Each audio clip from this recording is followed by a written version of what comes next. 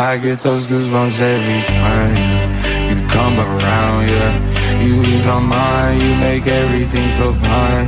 Worry about those comments, I'm way too numb, yeah. It's way too dumb, yeah. I get those goosebumps every time I need the Heimlich, throw that to the side, yeah.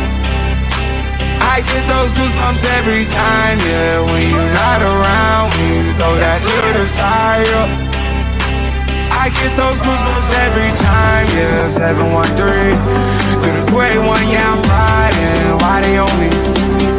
Why they on me? I'm flying, sipping low-key. I'm sipping low-key and honest, rider. I get those goosebumps every time you come around, yeah. You ease my mind, you make everything feel fine. Worry about those comments, I'm way too numb, yeah. It's way too dumb, yeah. I get those goosebumps every time I need the Heimlich, throw that to the side, oh. I get those goosebumps every time. We're back. Good evening, everyone, and welcome back for Loaded Transfer Show on Loaded Mag NUFC. Welcome all in the chat. We are back. International break is over, and now it's all about the summer. And we're going to talk a lot of transfers, that's for sure. But look, the boys are in the house. As we can see, no introductions needed.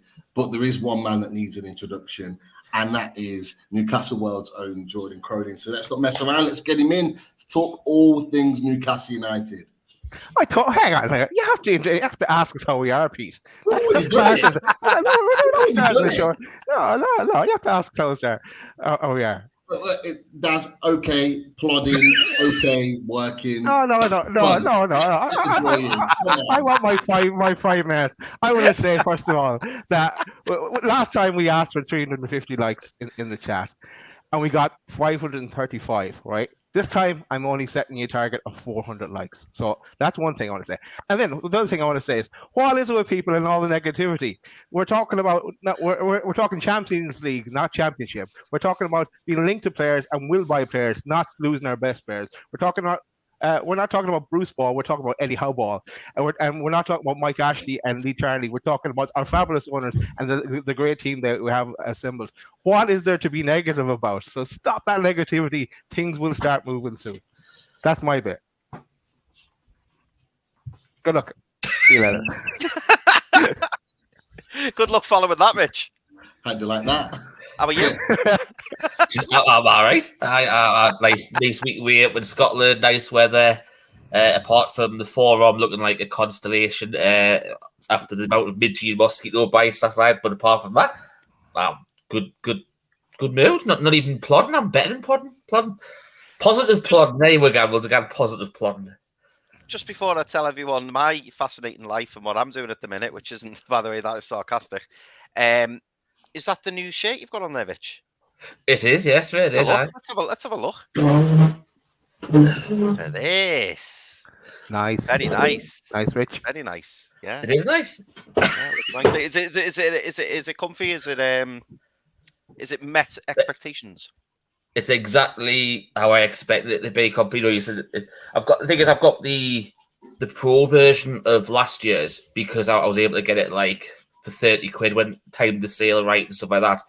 It isn't the pro version, I'll be honest, because the pro version is like class, but it's like the away one that we've had before, the season before. It's exactly like you expected. I still like how they've got the retro feel of like had a nod to the older shirt. Like this one's obviously the 84 shirt, which, as a few people saw on Twitter the last few days, was the first sit strip I ever had. And no, Daz, you better not have it in the system to put it on because obviously I know you've had it in the system before, so don't bother. I do. But yeah, it has got the best little logo on the sleeve there as well. The Champions League logo as well. Which, to be fair, there was a full separate queue to go just to get a Champions League badge. Not one single person asked for the Premier League badge. Everybody wanted the Champions League badge on it as well. So it was, it was class. So yeah, there you go. Good stuff, mate. Good stuff. Pete, I'm fine, mate. So you crack on. Right, that was the best part of the show. We get Jordan on now. Yeah. Okay, let's get him on. Newcastle Royals, Jordan. Welcome, Jordan.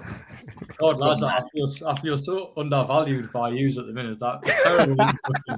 Do it again. Dr. Doom, Jordan Cronin on Twitter. Oh. Great to have you though, Jordan. Yeah, good to be back on. Good to be back on.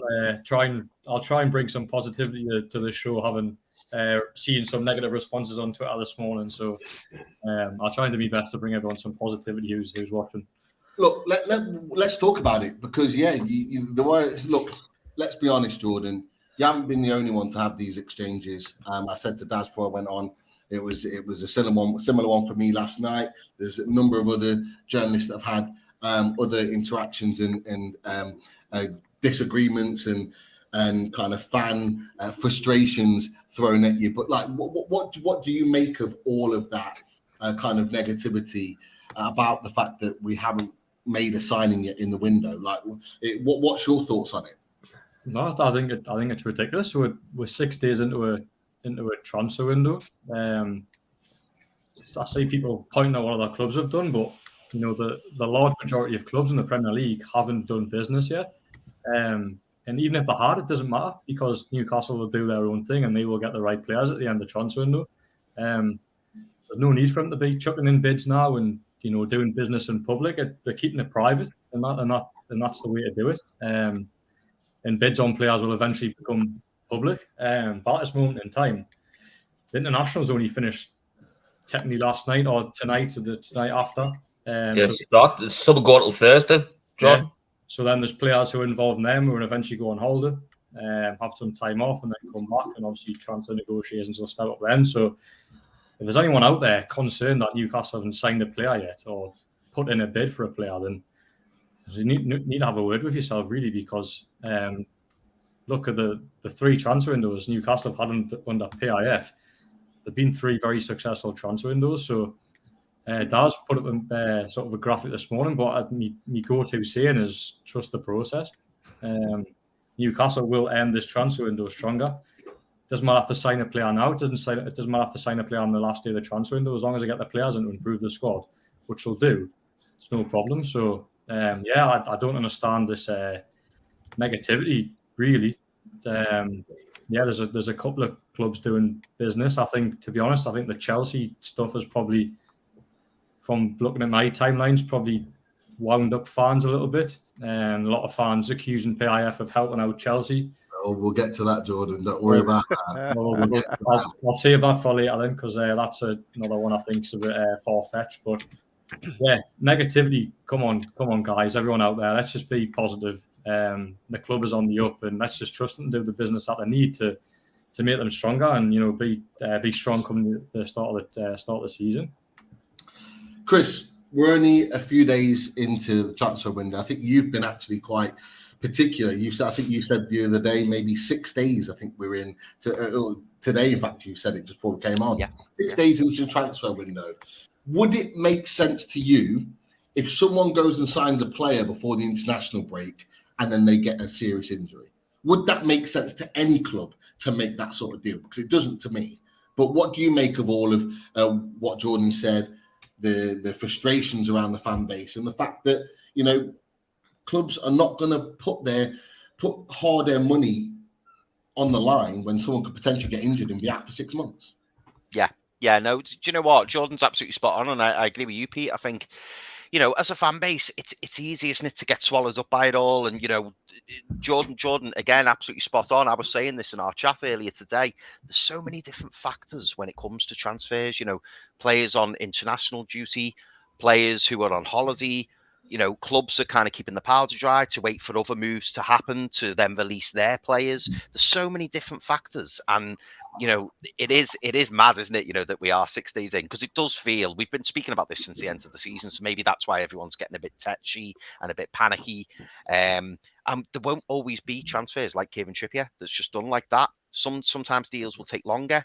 That's not to say that there isn't irons in the fire. I'm sure there is.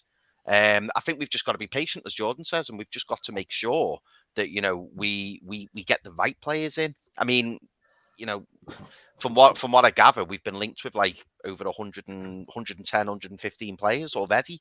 So ultimately, there is going to be disappointments because we're not, sorry to break this to everyone, but we're not going to be signing 100, 115 players this window. So, when we're linked to players, naturally we will be because of, the owners that we now have and the fact that we've got into the Champions League. And we do need 2, 3, 4, 5, 6 additions to the squad, but they've got to be the right ones. And I think everyone's just getting a little bit panicky, a little bit, worried that seemingly other clubs appear to be making inroads. But again, to go back to what Jordan's just said, there's not actually been that many signings. I think Chelsea are Chelsea are their own entity because Chelsea just do what they want. But, Liverpool have signed McAllister. But other than that, I don't think they've done anything else up to now, anything concrete anyway. Man City haven't done anything. Man United haven't done anything. Arsenal, there's a lot of strong rumours about what Arsenal are going to do. But up to now, I don't think they've actually done anything concrete again. I know they probably want to be getting rid of Partey and Xhaka, but nothing's actually been done yet. So I think everyone just needs to kind of take a step back, deep breath, and just go, do you know what? Trust the process, as the main man said there, and just let things unfold. And, good things come to those who wait. I know that's a bit of a cliche saying, but it's true. And we've got to trust the process and we've got to trust these owners to get it right. Rich? Do you know what? It's interesting, obviously, everything that Chris has said, because obviously we had a chat about it this morning. And I think what you got to remember is for 14 years before this takeover, we had nothing to look forward to in transfer windows. And now all of a sudden, because we haven't signed someone because of the money that we've got and stuff like that, it's ridiculous. Do you know what I mean? How many times we were like linked with Hamza Chowdhury going up to the last week of the window, or see if we can get a loan deal over the line, and it'd be like one person per window. And yes, we are getting linked with every single name possibly under the sun, but that's always going to be agents putting their clients out there to journalists and stuff like that. But we've seen so far the way that the consortium are going and how Dan Ashworth and Eddie Howe and the transfer committee are dealing with it. They're not daft. You know what I mean? If Newcastle, we've heard rumours of different budgets and stuff like that, and we can balk whether it's as low as 75 million or is it double that or even more than that. We don't know. We've always said, and it's been put out there by the club itself. If the right person is out there, Newcastle will pull they'll pull the trigger on the deal whenever it is. They did out Isak last year, but I think one of the things that obviously follows on as well, obviously as Chris mentioned, there's only Liverpool really pulled a deal so far. Obviously Chelsea, I think they've announced Nkunku's deal today from Leipzig, but that was a deal that was done in January. So that was that was a free transfer back then. So yeah, there's a lot of people going out from Chelsea, and I know there's a lot of people getting concerned because, obviously, as Pete mentioned and Jordan touched on it earlier, there's a lot of people. Are we strengthening a rival as such? Because obviously it's their fringe players potentially going out because they know that the squad's drastic and they need to get some people off the books. But I think the other thing is, and I mentioned this in our chat this morning, people have got to realise is that the new financial year for the club starts on July the 1st. So all those signings that I mean, they go on next year's figures, so they can be helped offset by what we earn on the Champions League money and stuff like that. Any new commercial deals that might get announced in the next 12 months from then as well. So all that sort of helps towards the FFP for next year and stuff like that. So, if we made a deal today and it got registered today, it goes on this year's figures, so it makes it difficult going forward as well. That's why, if you look at the thread that happened this morning that Jordan was commented on, and there was people saying, obviously, we need to be 200%, obviously, of wage turnover, and in 3 years' time, it's like 70%. This is one of the reasons why I tried to get Kieran Maguire back on, because FFP is bamboozling a lot of people at the minute, because obviously when Kieran first came on, when the takeover grounds, you worked out different figures, and we could technically have 800 million to spend and not be affected by FFP because of the way the structure of what Ashley had done for the club beforehand. But you've still got to do it in the right way and stuff like that. And that's why that there's still these stories going out there that Newcastle might have to sell. It's why we've had debates numerous times over the last few weeks that we might have to sell someone. And when we did, squad game 3, we had that big discussion about Alan Saint-Maximin, because he's probably one of the only sellable assets that we've really got.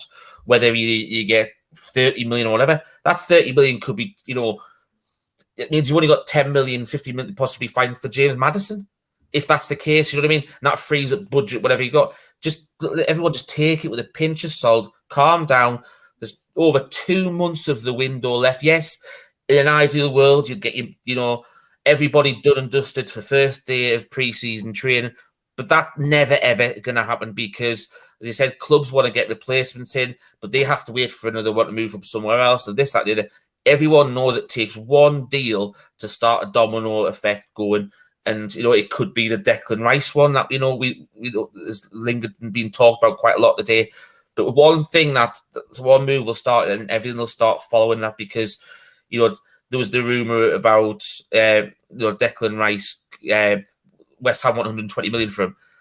To be realistic, you look at the Bellingham, I said to Chris today in our chat, the Bellingham deal is probably, it starts to find out where the market, what values are going to be in the transfer market this summer. Because to me, Declan Rice shouldn't be more expensive than Jude Bellingham because you talk about potential. He's probably the best midfielder in the world at the moment and stuff like that. And I think it goes up to 110 million. Pete, you might know that better after the add-ons to get on with Real Madrid. So can West Ham really justify 120 million for Declan Rice? Slightly older, yes, established Premier League player, England national, but Bellingham's been doing it, in the Bundesliga. Nearly helped the Dortmund win the title over Munich and stuff like that. So I think if you go on that, for me, Bellingham was worth a lot more than what Rice is. So now you've got that marker. Everybody has to what's he worth age-wise? What's left of his contract? So just take a chill pill. It'll all fall into place by August the 31st, as Jordan's already said. And then, as Chris mentioned at the end, we will be in a hell of a lot stronger place when we hit the closed window than we are at this moment in time. And that's all we need to be bothered about. Daz, I know you had a little bit to say at the beginning around this, around the fans' reactions. And I have to say, it is always a small section. It always is a small section of fans. I know Twitter makes it seem like it's the majority of the fan base, but it is a small section. Anything to add? Yeah, just something small. I'm glad Richie eventually come up for air there. But you're on a roll there, Richie. Just making up nothing on these shows last week, Daz, that's all. Well, yeah, it was all there ready to go for you. But yeah, no, the only small little thing I'll add is just we had an example of it today in our own chat. Is Twitter. Twitter is a haven for fake news as well. 75% of it is absolutely bullshit. And trust the people, like the likes of Jordan, the likes of Dom, Liam Kelly. There's loads more. A lot of the people we get on here, maybe all others you want to take with a pinch of salt as well that we get on sometimes. But you can get caught out. Like even today, Chris, you put in a David Ornstein tweet that Rice said the offer was accepted, but it was from a fake David Ornstein account. So it's so easy to get sucked into it, and I don't know why people would do that in the first place. But so just be careful where you're getting your information from, and just there'll be those that you can go to for your honest, solid information, and then others that fabricate things ever so slightly. So yeah, just be careful. That's the only bit I'll add. Do you know what? I'm so glad you talk far too fast, Daz, because when you said there's people who you go to for your information, I was just about to point to Jordan, and then you went, and people who fabricate things, and you just don't listen to them. I was like, so glad I didn't put my finger up. Well, we've said it many a time before. With yourself, Jordan, you tell it how it is. I think Lisa put in the chat earlier, you're a straight talker and you don't bullshit. If there's something in it, you'll say. If there's not, you'll say it. But at least we, as a panel and the people watching the show, know where we stand with it, and we know that it's coming from a good place. The only thing I'll add to that is that we've got to remember we're not shopping in in a lower pool market. We're not shopping in a Hamza Chowdhury market anymore. We're shopping in the top tier. We're looking at the top players. We'll look at some of those players that we've already been linked with. And with those sorts of players, those deals don't get done overnight. It's the reality of it. Those players are courted by so many others. Nicolo Barella, for example, lots of talk and lots of excitement. You know, I was for one of them, but you know for a fact that all the top teams in Europe, if he becomes available, will also be after him too, and it's one of them that will drag on. It's the same with a number of other players, and I'm sure we'll discuss them tonight and beyond. Those top tier players come with baggage, and that baggage is agent fees. It comes with high transfer fees. It comes with other clubs after them. Those deals are not going to get done overnight. And if you expect those deals to get done overnight, then it just shows how long we've not been at this top table, because it doesn't work like that. Not anymore. You look at Erling Haaland. In a year and a half, that deal took to get done. Jadon Sancho, although not playing well, was exactly the same. Jude Bellingham, that's been going on for 6 months. You know, these deals do not get done overnight. And this is the one thing you need to be aware of. This will be a summer process. There's some people that I spoke to today that were saying, or last night were saying, I hope we get all the transfer business done before the pre-season. Not a chance. Not a chance is that going to happen, because the players that we're looking at might not well be available. You know, most of the international players are going off on their holidays now, and that's just the reality of it. So, again, it is what it is. It means we're at the top table. We're fighting for top players. But when these players come through the door, you're going to know that these are top quality players, and they're going to make them absolute difference in our side. And look, let's move away slightly from the negativity, because there is some positivity. Tonight, we do have players in international duty, and Brazil put the team out tonight. And we have what we've always wanted, is Joelinton and Bruno Guimaraes in the same midfield. Casemiro drops out tonight and Bruno comes in. And actually, that's a midfield that potentially could have been the Newcastle midfield, sitting in that Brazil team tonight. But Jordan, I know you've been waxing lyrical on Joelinton for the last number of days since his debut, in which he scored. You know, how amazing is that to see how Joelinton, from where he came, it was started, to where he is now in the Brazil squad doing the business. No, just hearing about Joelinton and Brazil just brings an instant smile at my face, because international football for me, I haven't really enjoyed international football for a lot of years now. World Cups and Euros, probably a bit of a plastic England fan. I really get into it. But like your friendlies and all that, I really do struggle. But I've never been more pleased for a player than Joelinton to see him get an international call-up, because we've all seen his turnaround at Newcastle United. Incredible turnaround. I'm trying to think of a better transformation, really, in Newcastle history. Premier League history, I can't think of a player that's came from where he was, the £40 million flop, to this £40 million midfield powerhouse, who also was very good on the left-hand side as well. So Newcastle fans have seen how good Joelinton has been since Eddie Howe took charge. Was very unlucky to miss out on that World Cup squad, I thought, in December.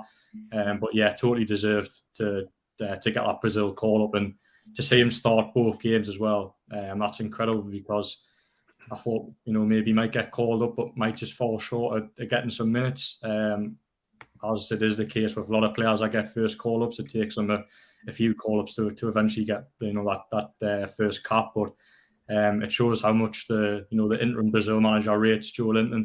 That he's threw him straight into that midfield on the weekend, and obviously starts against Bruno.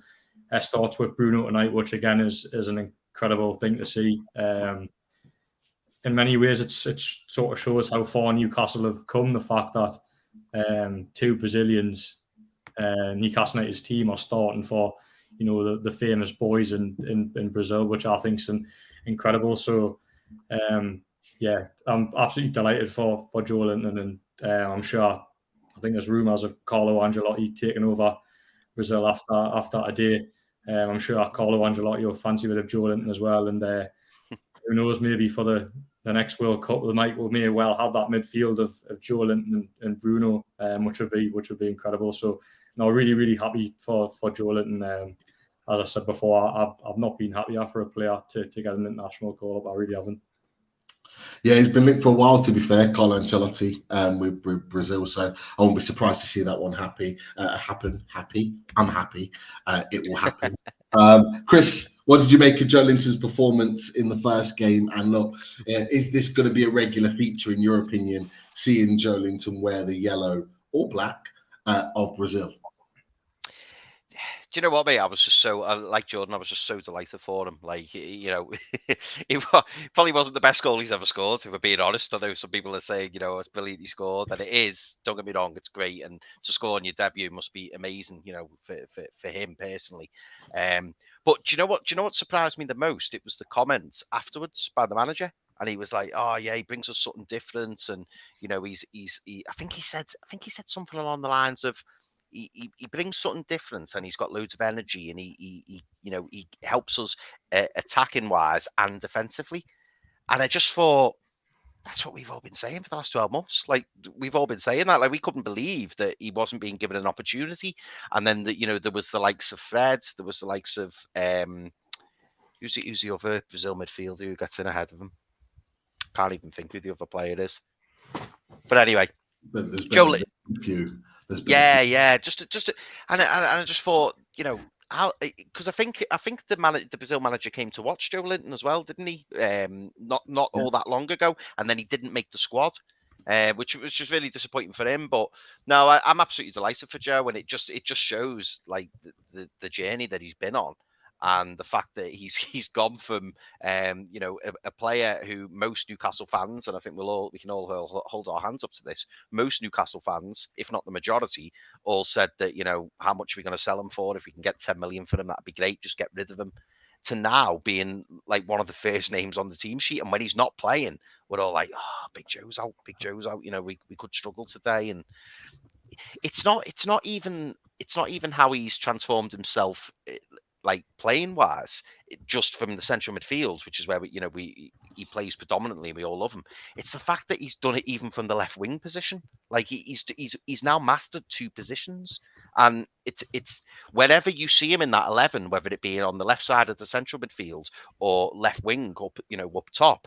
You're just pleased to see him in the team, and you know he's going to give 110%. And he's just brought this like aura to his game, where it's just the way he carries the ball, you can't get the ball off him, and he's such a team player. Like Eddie Howe must be absolutely delighted with him, absolutely filled with him, because he must be a manager's dream. Always got a smile on his face, and he gives 110%. But yeah, watching him the other night for Brazil, you know, it was brilliant. I must admit, I only saw highlights of him, but it looks like he had a really good game. The manager's come out and spoke really well about him. And obviously he's got that, you know, he's broke his duck in his first debut game for Brazil. So I was delighted for him.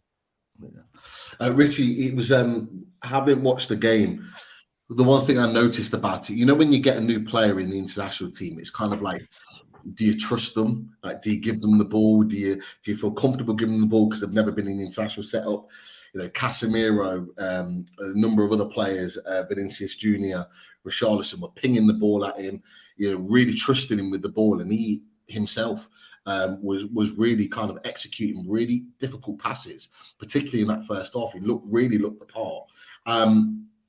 But in addition to that, interestingly, today it's been rumoured that Fred has been told he can leave Man United for as little as 15 million, and Fulham are interested in him. Wow. Does that say to you, in your opinion, that Joelinton is now the placeholder for Brazil in that midfield, and Fred's got a lot of work to do to get back in? Well, to be fair, we've all thought that for the last 12 months, haven't we? You know, even from when Daz made his little tattoo statement, or if he made it to the Brazil squad and all that, and the season before I mentioned. But no, in all seriousness, though, it's. I think what happens is when he's had the season he had in the Premier League, and these guys have been playing up against him as well, especially like Casemiro, he's been playing in that midfield against Casemiro. You know, both the game in the Premier League and obviously the Carabao Cup final. So he'll know how difficult it is to play against Joelinton. And you saw in all the training sessions as well beforehand, the strength he had in that midfield, you know, the runs he was making, you know, the goal he got in the training session as well. That'll just, obviously, this just emphasises how good he is now as a player, the confidence in himself, since he's adopted this new midfield role. but obviously these players will just actually have the benefit now of actually seeing him in training, not just seeing him what he's doing on a pitch when they're playing against him. And that'll give them the confidence they need. At the end of the day, if you're called up to the Brazilian squad, you're a good player, full stop. So you should have that belief anyway. But the fact that they're actually, that's going to give them a huge confidence boost as well. But then actually having see that these people are actually trusting them with the ball, as you said, Pete. Sometimes people can say, "Oh well, is he going to be like that?" You're always like that. So it's with anybody. It happens when you're a kid at school. It happens when bloody hell. When we play 7-a-side when we played at the foundation the other day, it's like, who do you pass to and stuff? Do you trust the pass? It happens on all walks of football, not just international football. But the fact that you could see them trust them, and then he's in the build-up play. The defensive side works fantastic as well. And to be fair, as someone said in the chat, from to get the goal as well, that's the cherry on top of a perfect first call up for him. It's some people can play 100 times for their country and not score.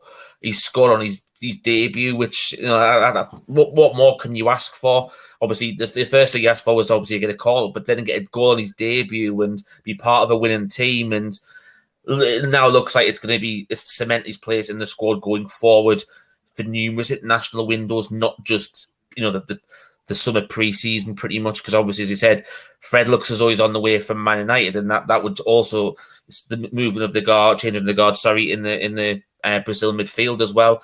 And obviously, you can see going forward, it's probably going to be Paqueta, Casemiro. Bear in mind, obviously, you look at Casemiro's age now as well. He'll probably be the next one realistically to move on, and then you've got Bruno and Joelinton. So that for me, that's your midfield 4 realistically for Brazil at this moment in time. And obviously, whoever comes to development, Andrea Santos looks like a fantastic player. Obviously, Chelsea, you've just signed him in January. Obviously, we looked at him. He's had 2 fantastic under-20 tournaments for Brazil. So, that's probably realistically Brazil's midfield 5 going forward for the future. So, I'm over the mood for him, just like I know the rest of the lads are as well. Definitely. Daz, obviously, before I get your feedback on Joelinton, the one thing I noticed when he celebrated, the fans were going mad for him. They were absolutely buzzing for him. It means a lot to them as well as him. At one point, I wasn't sure if they were going mad for him or going mad for the fact that you're going to have to get a tattoo off the back of it. But yeah, obviously, when are you getting the tattoo is what everybody wants to know. But secondly, obviously, your opinion on Joelinton as well. Yeah, that tattoo story. It's an urban myth now at this stage. Yeah, and how the clips can be cut at the right time. It's like Big Brother the way they do it. They cut them at the opportune time and make a story out of it. But anyway, Big Joe, delighted for him. Delighted that he won't be used to ever going mad when he celebrates the goal, will he? He absolutely loved it. And we loved it as well. I only saw the goal. I didn't see any of the rest of the game. But delighted for him, and I think he's many years to come in that Brazilian squad. So, but there is always a new batch, a new best thing coming from Brazil. So he'll have to keep on his toes. Definitely. Just a little bit, but which cheek? Which cheek? I love it. That is definitely going to roll on. But look, let's get down to some transfers because there has been movement in various different situations. And look, one that surprised me, Jordan. I'm not sure how much you know about this, but we've been covering left backs. Unloaded on our little short shows for a while. Kieran Tierney's been the one that's been talked about. There's been speculation about a number of others, but today the Chronicle, Aaron Stokes has mentioned that that Newcastle remain interested in Fulham's Anthony Robinson, 25 years old, Fulham left back, got a year left on his contract, and again, he's now been linked with Newcastle United. In your opinion, well, firstly, have you heard something similar? But secondly, in your opinion, is he the guy that you would potentially bring in to solve our left back issues? Yeah, I know there was interest. I think it was last summer on to January, but I hadn't heard that Newcastle apparently remain interested in Anthony Robinson.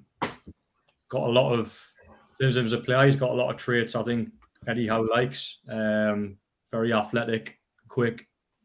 Had a really good season at Fulham, so I can see why Newcastle may be interested in that. But in terms of my own information, I'm not too sure. It's not something I've heard. You mentioned Kieran Tierney there. That was the one that's been that I've heard.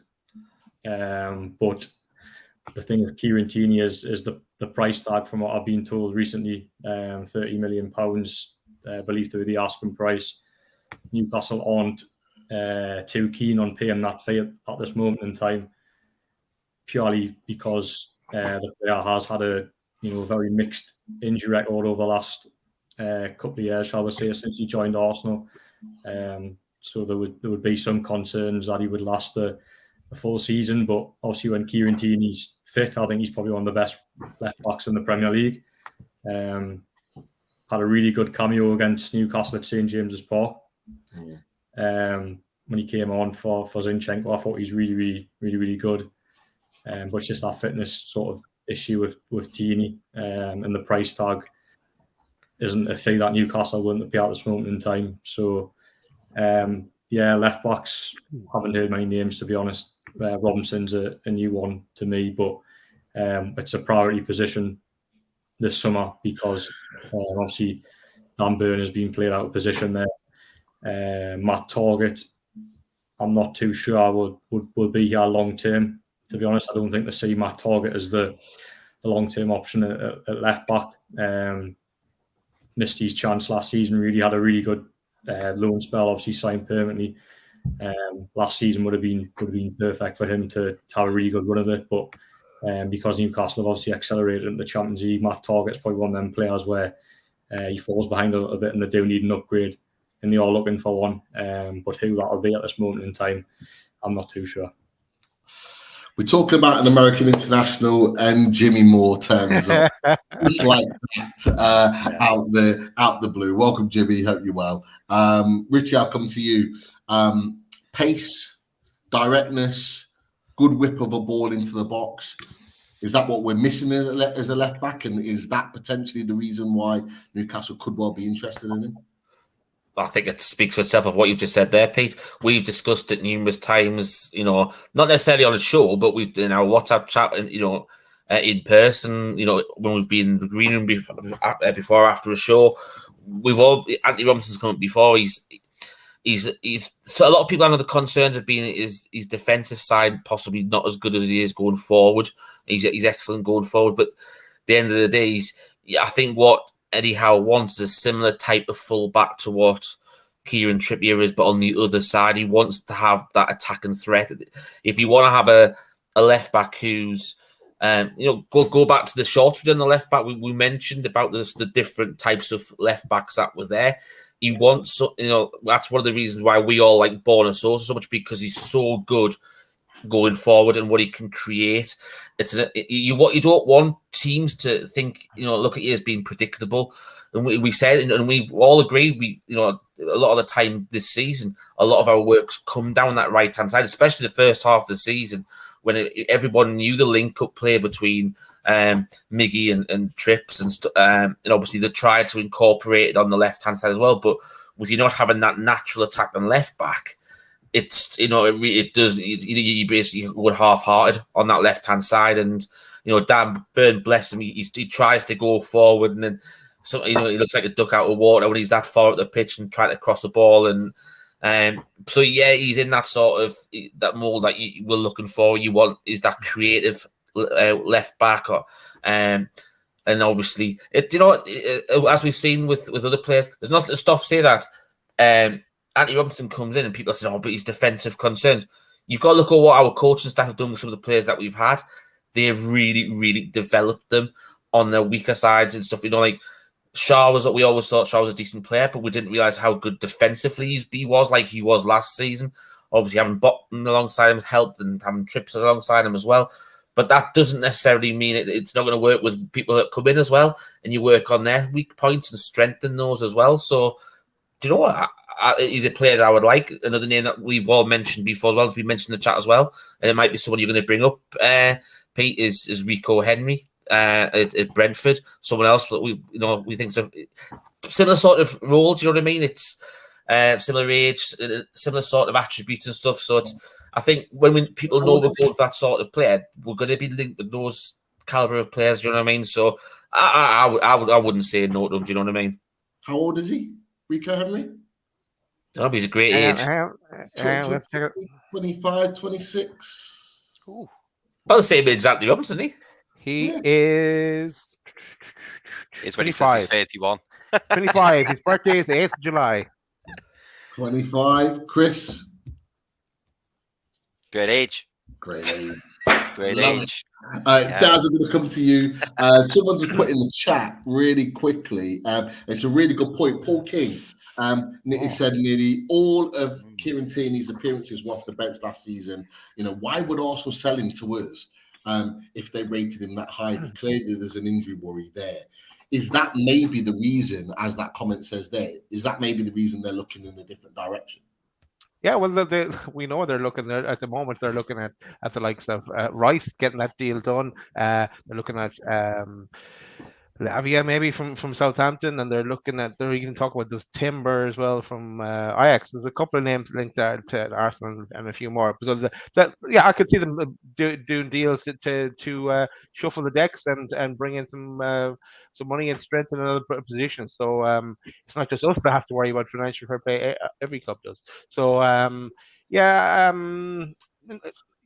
Richie mentioned Henry. How about this fella as well, who was linked to us, Cucurella, and another name, and of course there's a lot of dealing being done between PIF and Chelsea, or the clubs in Saudi Arabia and Chelsea. So who knows what's being talked about there as well. Of course, then again, he wouldn't potentially fit into the Eddie Howe mold. He's kind of smaller in stature. I know Eddie Howe likes a taller kind of a player.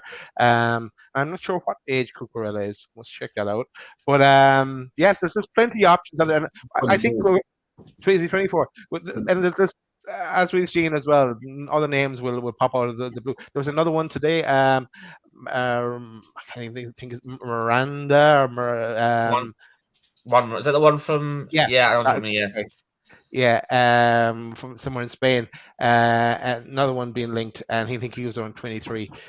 So yeah, all the names will pop up. There'll be more daily between now and the end of the window.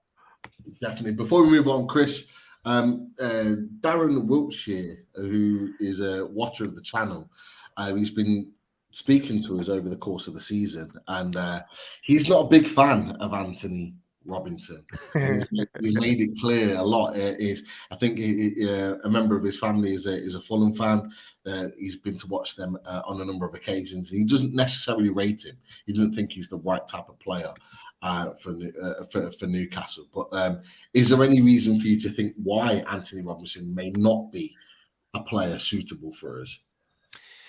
My biggest concern around Anthony Robinson, from what I've seen of him, and obviously, I'm not an avid Fulham fan, so I don't watch him week in, week out. But from what I've seen of him, my issue with him is maybe defensively.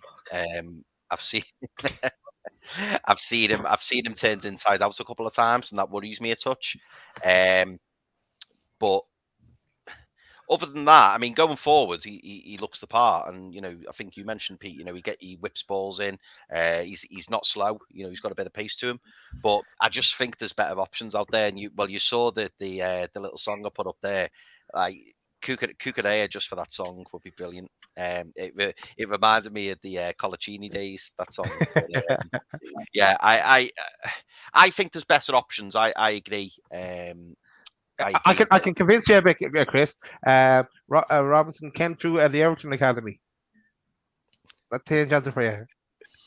I was worried about saying I didn't want Anthony Robinson, because I know now Jimmy's just going to go for me hell for leather. But because as soon as you mentioned he was an American international, I was like, yes, of course he is. But yeah, no, I'm not saying he's a bad player. I think he'd be an upgrade on Matty Target, but I don't know whether he would be, that left back that we'd be looking at for the next 5 or 6 years, is what I'm saying. Upgrade on what we got now, yes, but not long term for me personally. I've got issues defensively with him. Yeah, it's gonna be an interesting one. I personally, I would want maybe a higher profile left back coming in. someone that is produced at a higher level. Anthony Robinson's not a bad player at all, but I think I just want someone at that other level. Just take his national teammate from Bayern Munich, Pete. We'll settle for that instead.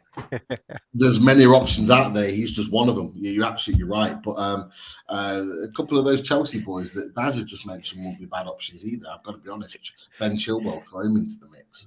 I've just realised. I think Jimmy's going to be gunning for you even more now, Rich, because Alphonso Davies is Canadian. So Rich, yeah, God, he's going to be really good for you now, mixing up Americans and Canadians. Jimmy, not Canadian. Is he Canadian? I think, yeah. Oh, but he's all right then. He's North American. It's the same continent, at least, isn't it? He won't matter. The same place, roughly. Jordan, one transfer that is not going away, and look, it's continuing on, and there is hope and speculation that there's going to be movement very, very soon, and it's with James Maddison. I have to be honest, some of the reports are flip-flopping all over the place with James Maddison. 1 minute, he's destined for Newcastle. The next minute, he's destined for Tottenham. To be fair, it all depends on which journalist or which person's putting the tweet out at the time. I have no idea what's going on. From your perspective, do you have any idea? And more importantly, from your perspective, is James Maddison the type of signing that Newcastle United should be looking for? So I've got a story going out on James Maddison tomorrow morning, so I won't say too much. So yeah, maybe. I suppose it's all right. Yeah, it's written by me, so probably not. But yeah, I'm not going to say too much because I want everyone to read that tomorrow morning. But in terms of James Maddison, in terms of where the deal is at, from what I understand, Leicester want £60 million at this moment. Initial asking price is £60 million. Newcastle aren't going to pay that. There's then rumours that Leicester go down to £50 million. I don't see why Newcastle are going to pay that. I think Newcastle value Maddison more towards the sort of the 45, £40 million mark. Because let's not forget, he is a player that's in the final year of his contract. I think if Maddison's got 3 years left on his contract, there's probably a case to pay 50 to 60 million for him because he's quality footballer.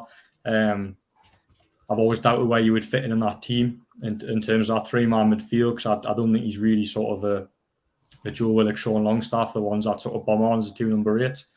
But the difference he has between them 2 players is that he's quality on the ball. He's assists, he's goals, he's set pieces. So it's one of them players that is definitely worth having in this team. Obviously, Eddie Howe's been a fan of the player for over 12 months now. Tried to sign him last summer, didn't come off. Asked again in January, but Leicester weren't going to sell. So the interest has always been there.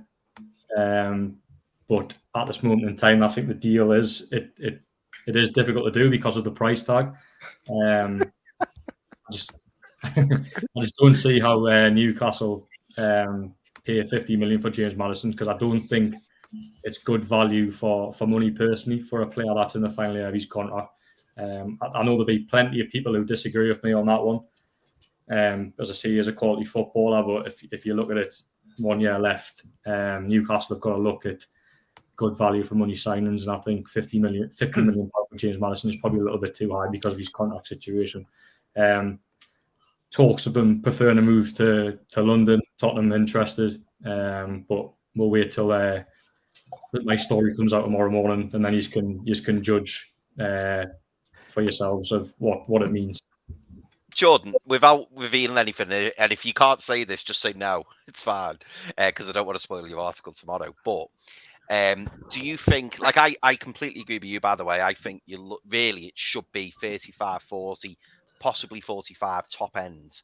But do you think that if Leicester were to go, we'll tell you what, give us 50 million and you can do it in installments? So for example, you can pay 10 million now and the rest. Do you think Newcastle would be tempted at that, or do you think it is all good, or do you think it's all going to be about what the final figure is, regardless of how it's structured? I think it just depends how desperate Newcastle want him. If it gets to a time where they need a player of his profile and they haven't got him, as the the window sort of ticks on the latter stages, they might then do it. But I think in the early stage of this transfer window, there's still a lot of options they can't explore. Yeah. Obviously, James Maddison is a top target. There's no hiding that. As I say, there's been interest there for a long time now. As I say, I think from a club point of view as well, I think Jamie Rubin done a podcast a few weeks ago, and he said that Newcastle's pound has got to go extra than anyone else's pound. He likes your Man City's, Chelsea's, Liverpool's. And I think that very much runs true in sort of the early weeks of these transfer windows. So I don't think Newcastle will go sort of above and beyond James Maddison in terms of the price tag. But may at some point, if it gets towards the end of the transfer window and they feel they need him, they might go and do it then. Jordan, if only there was a way that people could get direct to that news story tomorrow. Maybe if they use this QR code to get the Newcastle World newsletters. So if you just remove that comment, so if you pause that or go back and stop there and put your phone up to that, open the camera, you will go get to directly into the page where you can sign up to the newsletter for Newcastle World. So then you'll get all the stories from Newcastle World, not only from Jordan but from Lee Kelly and all the great journalists from Newcastle World. It was a good transition. That I liked the timing of that. You're very good. Taz, very good. I'm here all week. I've been winning as always. Okay. James Maddison, from your perspective, Richie, been discussion there with Chris, Jordan around the price, around the move, where you want to go. Where are you sitting with all of this? I've got my opinion. Chris has got his opinion. So has Daz. Where are you sitting with all of this with James Maddison? And I'll add a question in. Do you see it progressing quickly now that the international break's over? It depends. As we touched on at the very start of the show, there's the chance that he wants to go away on holiday now. He's been on international duty. He's gone. He's in Ibiza. He's gone now. Well, there you go. He's gone on his holidays now. Do you know what I mean? So it's. Don't miss a trick, Daz. Don't miss a trick. What did he have? Did you get the phone call or the like, Pete? Did you? Hey, one of his good mates, he worked at the club I used to play football with. I've been messaging him all the time. I'm like, come on, tend to come north. Come on. You know what I mean? I've been badgering him for days now. But yeah, sorry, carry on. Sorry. It's just like we said earlier on. No, it's like, they've been on international duty. There was talk before the national game started. That interview with Marcus Rashford about Maddison being switched on, being present in the England squad, not being distracted by a transfer. So he'll have had discussions with his family, his agent, possibly various different clubs if he's been given permission to talk to clubs so far. Obviously, we don't know that yet. We know that Wilson and Trips have been, in his ear he's been on international duty with England as well. So but as we said, there's still 2 months of the window, 2.5 months of the window left. You know what I mean? So it's it all depends. It's a big decision, as we know. This is one of the reasons why he keeps getting linked down to Spurs, because obviously possibly staying down south because of the twins and family and stuff like that. And it's a big move. Footballing wise, I think it would probably be a no-brainer he'd run a cup Newcastle, because Spurs are on a downward trajectory now. Newcastle on the upward trajectory as well. Do you know what I mean? You look at the progression since Eddie Howe's took over. We've got the Champions League football, obviously, which has been used to playing occasionally, obviously, in European football with Leicester. You want to keep playing that again. And if I'm right in thinking, Spurs haven't got European football this year, same as Chelsea and stuff like that. So it's footballing wise, Newcastle's would be the logical choice. But obviously, you've got to make it's happy wife, happy life, that old saying sort of thing. So his family's going to be, happy as well. Yes, they'll probably, I don't know if any of the Trippier's partner or Wilson's partner will speak to Maddison's part. I don't know whether they know each other, if they've been on internationals together, where the families have been invited, or whether they know them to talk about them and just to reassure them what the North East like. a lot of people don't realise how good it is up here in the northeast. Everyone just thinks it's this dark, dingy city in the northeast of England. Do you know what I mean? And it's not. And that's probably one of the reasons why you see the club putting that video out last week, about how vibrant the city is and have people talk about how great Newcastle is. Just it's another selling point, get people out there realise how good it is. People might not look at that as being a potential ploy to transfer targets. They'll be, if they've been, how many times do we see players clicking on potential teammates, like someone like in a Botman tweet or whatever, it's someone who isn't with the club yet, and then it's the mates them, and then they see these videos and they think, oh my, I'm a bit more interested now. It's not, all these images I've thought Newcastle was like. So it's a big deal for his family, obviously, that and player wise, like I think all of us would take him in a heartbeat. He's got that creativity that Newcastle need in that, in the final third. He can unlock a pass. I don't really think we've had. Well, who would you say is anyone, lads? When was the last time you can really turn around and say he was that creative aspect in any Newcastle team in recent years, where you could go, yeah, we've had one that can unlock someone like that. I can't remember the last time we've had someone like that, like out and out creative number 10. It's someone, because of how teams are developing now, you need that little bit extra, and he's got that. Sometimes he sees a pass that sometimes the other players don't see. And don't get me wrong, there's other players out there, but Newcastle aren't afraid to wait for windows, like we saw with Botman, and obviously they went for Maddison last summer. It was, and we all know it was never going to be a January transfer. That never ever, even though we could have tried and push all we like, but if he's interested in the put all the legwork that they did last summer, as we said, Dan Ashworth went down to Leicester to the training ground, had talks with the club, and obviously I know you were all over that, Pete, where it happened last summer. It's not that serious if people don't go to clubs. If Ashworth's down in Leicester's training ground talking to them, that's how serious they were. Obviously, they had the offers in. They were going to revisit it, especially with Leicester going down as well. The fee will be, well, it should be cheaper than what obviously the bids put on, because they've been relegated in the length of his contract.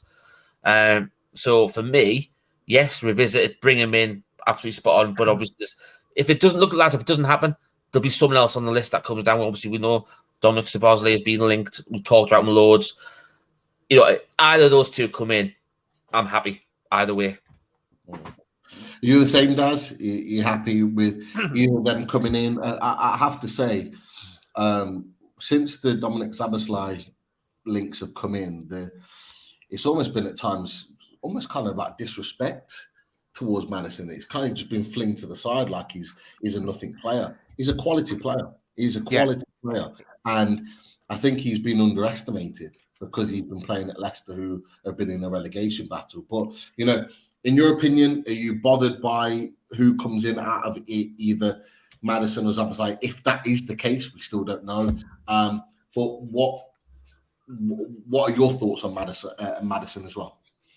Okay, just on Maddison, first of all, I kind of just want to get that Maddison thing done, because I'm kind of getting to the stage now and getting sick of it. I just want it done. It's been going on for the last year, and that's no joke. Obviously, I remember it was last summer where we started talking about him. I do want him to come, but I want him to come at the right price as well.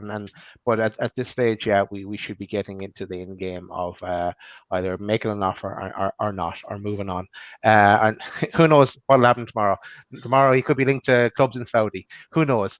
The way things turn. And are we looking at them? Are we not? I think we probably are at this stage. It's the one player who can say that you can see them revisit again. Yeah, and as Romano said today again, that we are waiting for an offer to go in, I guess. So yeah, I'd be happy if you rocked up at the right price. Dominic Szoboszlai as well. I'm a big fan of him as well. And the route again, Twitter talk. So I don't know how true it is, but is there something about that an offer has to go in for this? If he has a release clause, that it's something like 70 million euro that I think by the 15th of July or something like that. It's only valid until then. I know if someone is trying to make an offer for him, they're probably trying to get him for lower than that to start with. So who knows? It's all moving parts in all these transfers. Yeah, I think it's even shorter than that. The Szoboszlai kind of window. I think it reopens again in January if the deal's not been done. But that's gone a little bit quiet for me. A little bit quiet, which means it could well, in my opinion, could well be smoke and mirrors. But we'll have to wait and see. Maddison, in my opinion, it's interesting to hear the Sky report probably about half an hour before we went live. They put something out to say that Leicester are looking at a deal between 50 and 55 million, and they're not willing to negotiate because he's their biggest selling asset. That came out probably about just before 7 o'clock. So that's kind of, hearing that, for me, that says a lot about where the James Maddison deal is. And I think you boys have already touched on it, Jordan, the same, is that there's a bit of a deadlock at the moment because Newcastle and Tottenham are not willing to go to that price. For me, personally, I would pay that money because if James Maddison had 2 or 3 years left on his contract, he'd be going for a hell of a lot more. Now, you look at Declan Rice as an example. Declan Rice is going for 90 million plus. But James Maddison's got 19 goal contributions on his name this season. Declan Rice hasn't. The different positions, I know. But what I'm saying to you is that what he offers is worth the money as an investment. At 26 years old, he's got 6 years at least left at the top end of the game that he could produce his best football for Newcastle. And the point that you made, Richie, the player that I can remember that last gave us that cutting edge, that pass, that cutting edge, and in fact having 2 of those players, because we've got Bruno that can do that, let's not forget. But the last 2 players that I can remember in the Newcastle team that did that is Johan Cabaye and Hatton Ben Arfa. They are the 2 players that made the difference. And what happened when Newcastle had 2 players that could make the difference? We ended up finishing 5th in the league. We didn't build on that, but that was what we had at that particular time. Now, to have Maddison and Bruno together, you're talking big numbers there in terms of chances created, goals potentially scored, but domination in play. Of course, we've got to think of the locality point of view. I don't personally think there's a locality issue with James Maddison. I think he's more than happy to go to Newcastle. And to be fair, it's been reported that. I think you've got to remember that partners of players won't have the same mentality as the player himself. Now, as I've mentioned it to you guys before, not a lot of people know his wife's expecting twins. They've already got a child themselves. So they've got 3 children now to think about. And she's going to be heavily pregnant during this move to Newcastle. That might well be a consideration that he has to take. What I'm saying is it might not be the be-all and end-all to us, but to him, it might well have to be a consideration. Now, someone asked in the chat, where is he based from or where's his locality? He's a Coventry boy. He's a Coventry boy, just like Callum Wilson. So Midlands area. London is closer to the Midlands area. And if I don't know where his partner's from, but that might all be part of the conversation. Where he is in Leicester now is kind of perfect locality. But what you put up, Daz, I think it was, in that picture of the England boys, is that you can bet your bottom dollar that Trippier and Callum Wilson have been having conversations with him, and Nick Pope before, telling them about life in Newcastle. And I'll go back to the point. Do you remember Bruno Guimaraes doing a big interview with his wife, walking down the park in Newcastle and talking about how amazing the city is? That kind of talk doesn't happen by chance. You don't have those interviews by chance. Newcastle United, of course, they're trying to talk and spread the word that Newcastle's an amazing city. We all know that on the panel. We all know how amazing Newcastle is. Hell, I've been trying to move up there for the past 10 years. Hell, even more than that, my wife has been trying to move up to Newcastle. And she'd never been to Newcastle before she even met me. Which tells you how amazing the city is. Pete, tell the missus to go and have a word with James Maddison's other half. Yeah. And tell Joelinton to get his missus on the case as well. I'd be having a word with James Maddison first more than anybody. But yeah, it goes back to the point. They might not be well tuned on the city. They might just see it's far north and panic stations might kick in. We don't know. Yeah. But equally, we don't know that that's even a factor. People are talking about it being a factor. It may not be a factor at all. So there are just a number of things that we need to consider. For me, I look at Ruben Neves going to Saudi for 47 million, also had a year left on his contract. I think James Maddison, with his 19 goal contributions, could well be worth a little bit more than that. I think a deal at 50 million, rising to 55, could get Maddison through the door at whichever club, whether it's Newcastle and Tottenham. For me, it's about who is likely to pay it. I'll add there that we've had 2 bids rejected and Howe wants him as his first choice. That, for me, I think could make the difference. But it's one of them that will rumble on. But I tell you what, I don't think it will rumble on over the course of the whole window. I think it might rumble on for another week, 2 maximum. And he might be an IB for now, but I think that deal needs to get done quickly. And the one thing that we haven't talked about, or we might not have covered in more detail, is that Leicester need the money. They've had players that have left on a free, which is fair enough, but they need money to invest because they've got a championship season that they have to get promoted in. And they need the Maddison money to be able to spend and bring in players. So if you think, Leicester might talk about it, if you think that Leicester are going to spring this over a course of a whole transfer window, not a chance. They're going to want him out the door because they're going to want players in to replace him. They've just got a new manager now. That new manager is going to want to get into work with those players that are coming back in pre-season in about a week or 2's time. So for me, I think this doesn't rumble on. In the next week, 2 maximum, we will know where James Maddison's future lies, in my opinion. I think that's a good little follow-on there. I just didn't know whether you either want to answer or one of the other lads. I'll let one of you boys answer the question. Craig Lee's always coming up with absolute gems of questions all the time. If Maddison is good, why is it only Spurs and is after him? Why is it Man United, Liverpool, Chelsea, Arsenal, and City taking them? I know the answer to this, but I don't know what you boys think.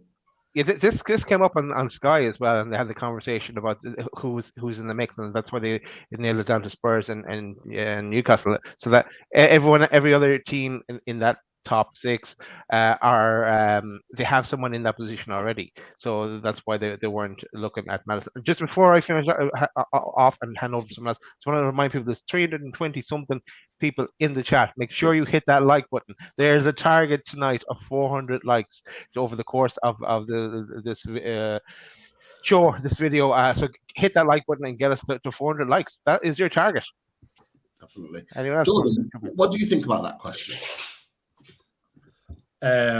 Simply because then clubs don't need him. There's no other answer to that. Look at the clubs there. Man United, Bruno Fernandes, if you can sort of see it, similar position. Chelsea have got more attacking midfielders now have fingers.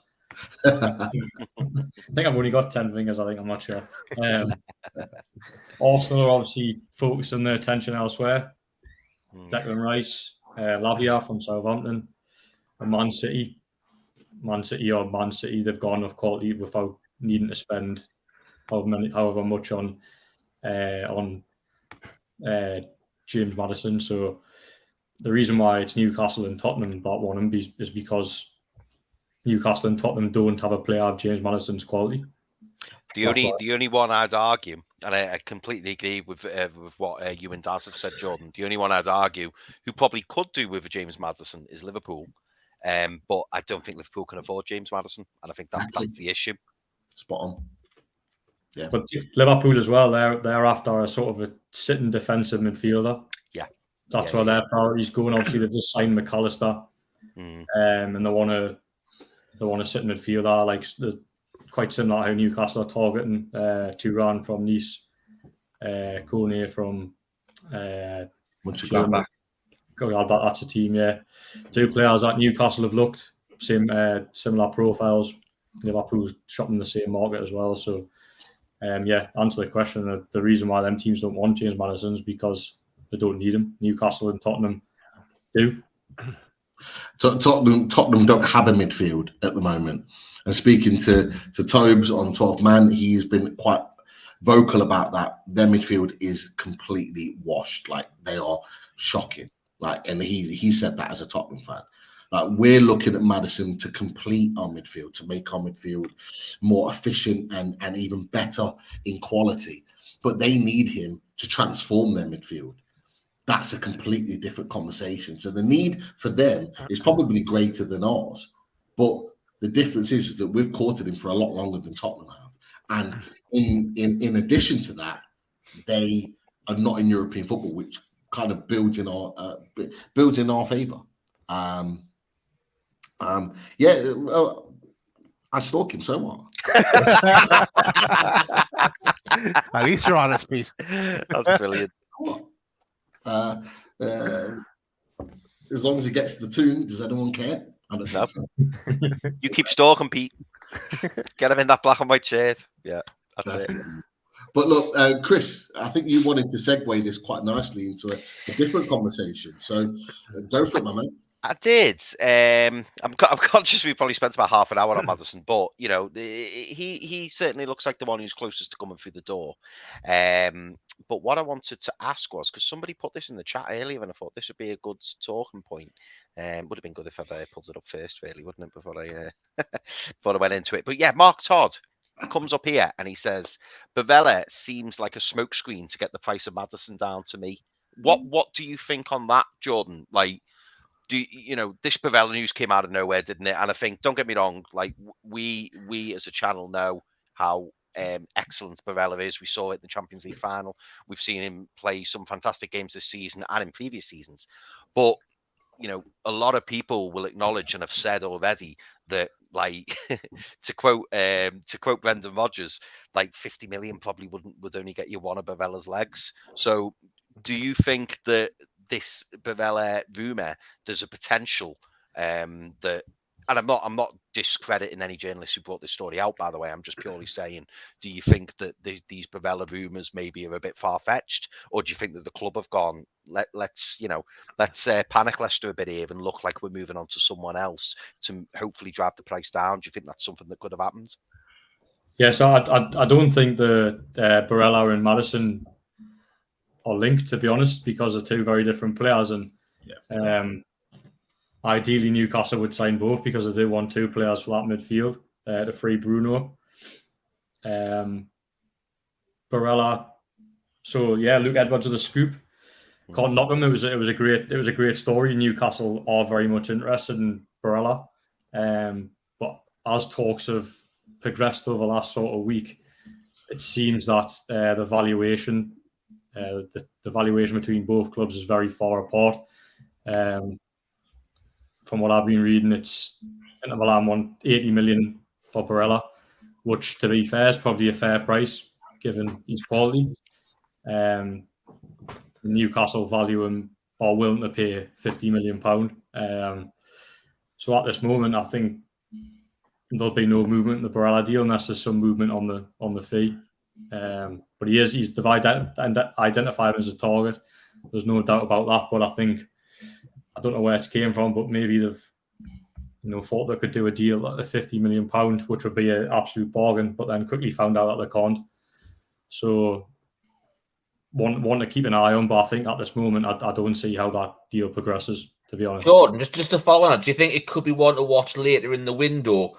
And also, do you reckon it could be a deal that could get done if it was a similar sort of fee to what we paid for Alexander Isak? Yeah. So it's important to stress that the transfer window is forever changing. So whatever I say now could be irrelevant in a week or so, because I'm not just using this as an excuse, and journalists don't use this as an excuse. The transfer window is generally ever changing and it's rapid. Yeah. It changes by the hour.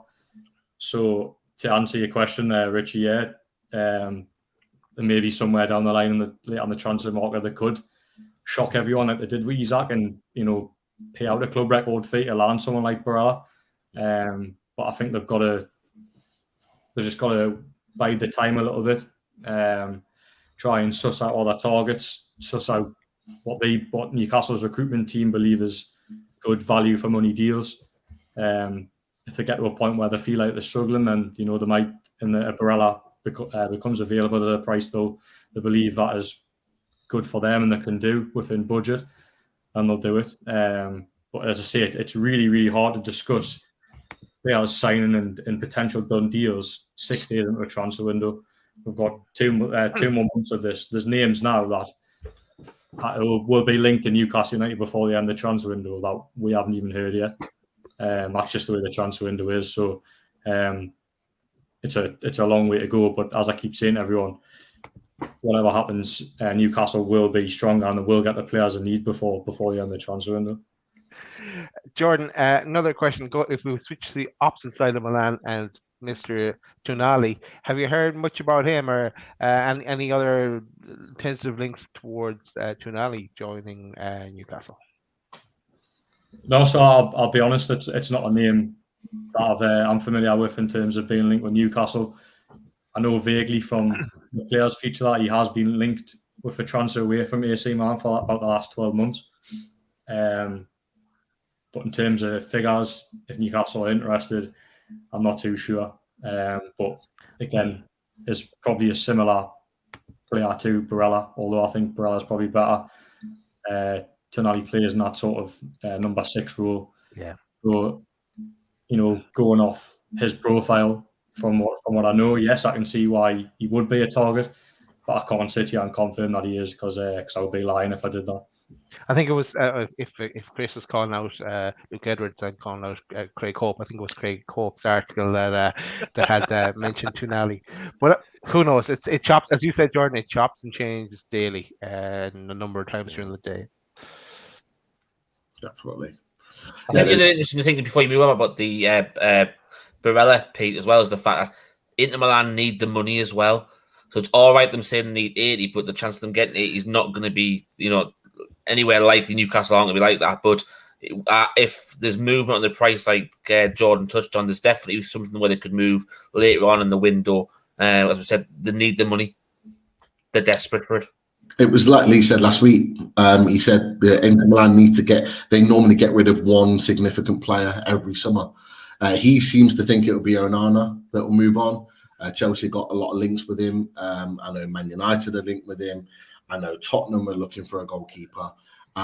So that might be the one that they do. Lautaro Martinez is another one. Top quality player, always courted every summer. So it may not be Barella, but who's to say that by mid-July and none of those players are left and we slap a huge fee down that they go, he could be the player that leaves the club. And they say no one else leaves but Barella, and we get that deal. I think a deal around 70 million with add-ons will get the deal done. But again, it's still a very significant deal for Newcastle to do. It's a record fee. So it's one that definitely needs to be considered. There was Federico Di Marco, another one left back that was also in Craig Hope's article. Now I have to say, I've watched him in a number of games for Italy. And I watched him in the Champions League final. He is some player. He is some player now. He would cost a fair bit, not Barella type fee. But if we want a left back, he's the guy. He is some player, that's for sure. And Charlie Bennett in the show last week was talking about him.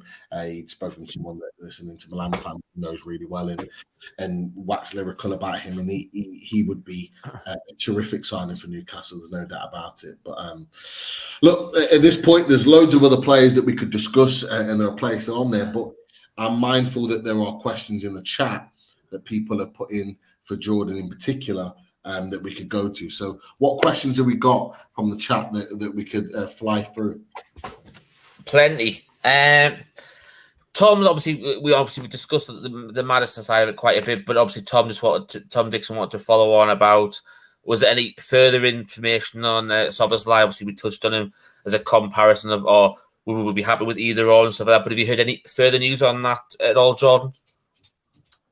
No, the last thing I was told, and it was pretty public, was Newcastle had watched them twice last month. Really impressed by him. I think he scored on both appearances.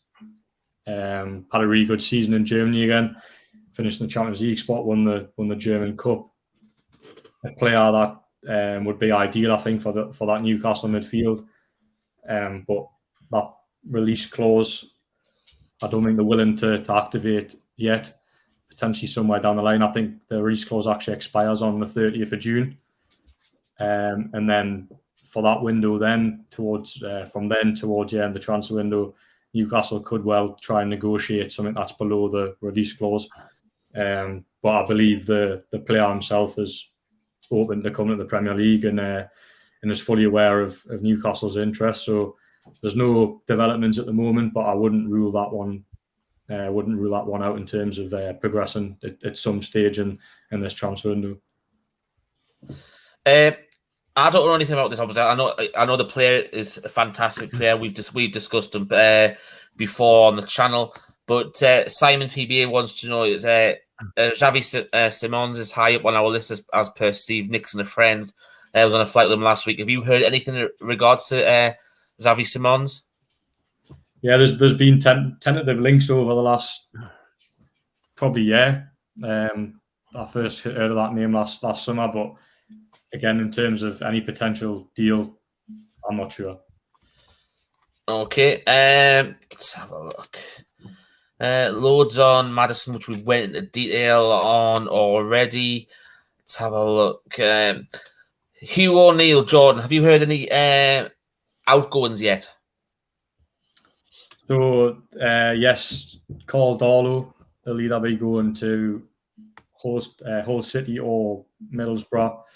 I think it's just trying to work out, or there's trying to find a Championship club that will take on his wages, because he's on a decent wage at Newcastle. His wages above average of any sort of Championship club. Say that Hull and Middlesbrough are the two teams. I think there was an interview with the Hull City chairman today, or vice chairman, confirmed that they were in talks with Newcastle to try and sign him permanently. I know Darlow is keen to go. He wants to play first team football. So good luck to him. It's maybe not a sort of imminent exit, but I'd imagine he'll be one that definitely goes before the end of the transfer window. Been a few rumours around Jamal Lascelles and Luton Town, which is, I think that would actually be a match made in heaven for Jamal Lascelles, given how physical he is. He's quite dominant in the air. Luton are a very direct team, so I think that would be a good move for him. I'm not sure if he is leaving, but I know there's been interest around Lascelles. Trying to think off the top of my head. Obviously, they're still in talks with Karius over a new deal, potentially going to go to Italy. Paul Dummett will sign a new contract, from what I'm led to believe. A lot of talk about Alan St. Maximin. I think at the moment it sounds like he's going to stay, but again, that could change. Do you think Ryan Fraser's going to be out the door soon? Yeah, sorry. So that Ryan Fraser is the obvious one. There's absolutely no chance he has a future at Newcastle. Had a falling out with Eddie Howe I think it was February time. Obviously, Eddie Howe didn't reinstate him into the squad. Was quite strong when he was asked about him in the press conference as well. Said, has there been any change to Ryan Fraser? He said no. So he'll be one of the first out the door. It's just where do you pitch him? Does Ryan Fraser go to a Premier League club, a lower end Premier League club, or do you pitch him at the top of the Championship? I know there's been links to Norwich. But again, and Tom mentioned there about his wages, he's on a very good deal. He got offered very good terms when he signed from as a free agent from Bournemouth that summer. So he will absolutely go at some point. It's just, again, as there has been issues with a lot of players at Newcastle, even last summer, got rid of Jeff Henrik, Dwight Gale, Isaac Hayden. They're all on big wages, and they're too big for Championship clubs. So it's trying to find an agreement where Championship clubs pay sort of a percentage towards the wage, or they can get rid of it completely, which is obviously ideally Newcastle like to do that, because these wages are in many ways holding Newcastle back. Okay. Andy Smith said, is there anything in the Sadio Mane report? Obviously, that's a name that was linked due to a comment that was made, etc. Have you heard anything more serious on this, or is it just pie in the sky, Jordan? Yeah, I like that term, pie in the sky. I seen the interview at the weekend when He was asked about Newcastle, and he said, "Never say never." But no, I don't see Sadio Mane signing for Newcastle, sadly, because it would be a great signing, but it doesn't fit what Newcastle are trying to do at this moment in time. Looks like Bayern want him gone. It looks like they want him gone. And look, if Newcastle came calling, of course he'd want to come to us, because I don't think anyone would take him now because of the fight, the rumored fight, and the fallout that he had. It's put him in a bad light for a lot of the top teams. So he snapped his hand off to come to us. But do you boys? Would you really take him? Would you boys take him? I've got a. Oh, sorry, I was going to say I obviously I've watched a lot of Sadio Mane, and he's a great player, but you know, we were moaning about having problems getting rid of Ryan Fraser in his wage bill. Imagine Bayern trying to get rid of Sadio Mane, who's allegedly on about 430 grand a week. So good luck getting rid of that. Sadio Mane will probably end up only in either America or Saudi Arabia. I think that's the only way. That I was going to say, Chris, it's a good segue. Obviously, something that Pete mentioned at the start of the show. It could be where he goes to one of PIF-owned clubs in Saudi, and you never know. You could get loaned back to Newcastle for a season with, PIF paying a lot of the wages back in Saudi, and we have to just pay for a quarter of it or something for. Richie, don't say that. Any opposition fan that's on tonight watching the show, there'll be uproar. There'll be stomps of the feet. There'll be bangs on the table. Newcastle United, blah blah blah. Look, we'll talk about that in a second. Okay, we're going to talk about it in a second. Okay, go on. We can jump into it now if you want. Is something like that actually possible? Like, though, like you have all these top name players. Some of them coming towards the end of their career, some not so. Like Neves. Like, is it possible for them to just rock up at Newcastle on a loan deal? Correct me if I'm wrong, and Jordan, you'll probably know this more than any of us, but doesn't the season finish in Saudi Arabia, like, so that they're not playing any football? So rather than not play any football, they come to a Premier League club and play some football. I don't know what the cut-off is, but isn't it from, like, and this is me guessing, something like from January to May, they've got no football or something? Yeah, I'm not sure the exact period, but there's definitely a cut-off point where obviously Saudi Pro League stops and the Premier League continues. But I've got asked this a few times. So, I mean, in theory, Saudi clubs could loan players to Newcastle, but I just think because of the or Chelsea, for example. Chelsea, yeah. Just because of the uproar it would cause, I don't think PIF would be naive enough to do it.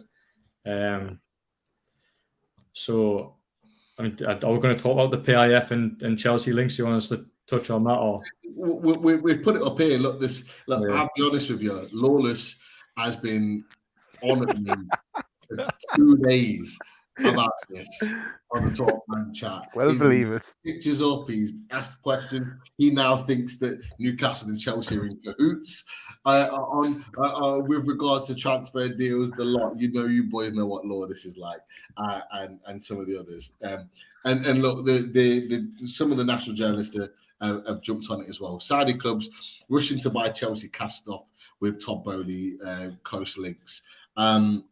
There's other ones as well. Ben Jacobs has put in there about having Clear Lake having a MPAF having an excellent relationship, and other things as well. This is actually one from Lawless that he sent me in frustration. PIF major investor, blah blah blah, talking about Newcastle. Like, I'm not being funny, guys. What have we done?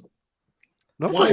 I wish I had a white top because I'd write on it, why always me? Why always me on it? Because what have we done in this situation? Jordan, I come to you. What have we done in this situation to be throwing our name into this debacle with regards to Saudi and Chelsea players? But what do you make of Chelsea and all these particular links that are happening? 25 million each for Koulibaly and Mendy, £50 million deal over to Saudi is what's reported to be happening.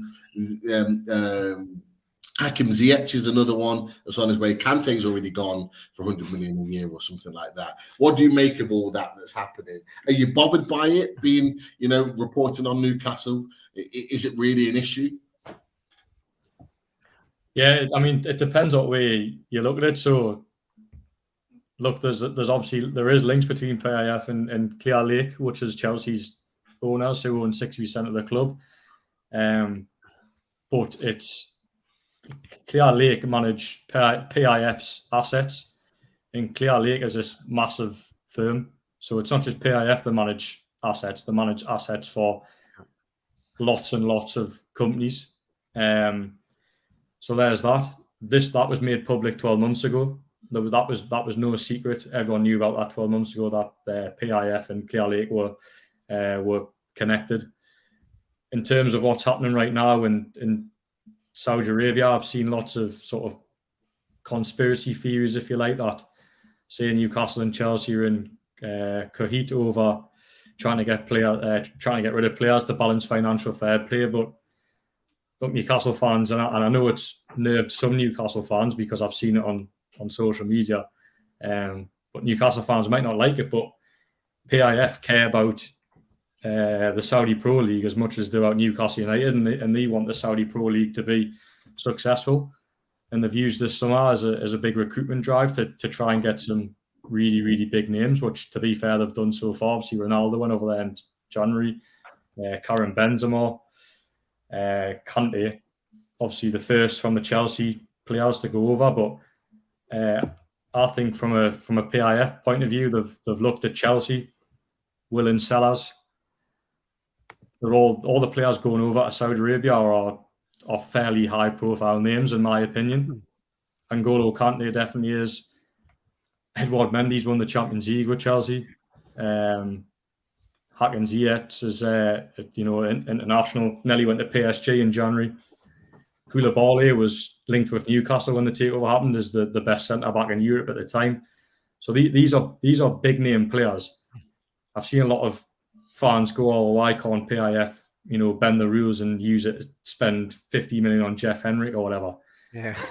But Jeff Henrik, Isaac Hayden, etc., aren't big names, and they don't have that following. The Irish Pele, he is pretty big in Ireland.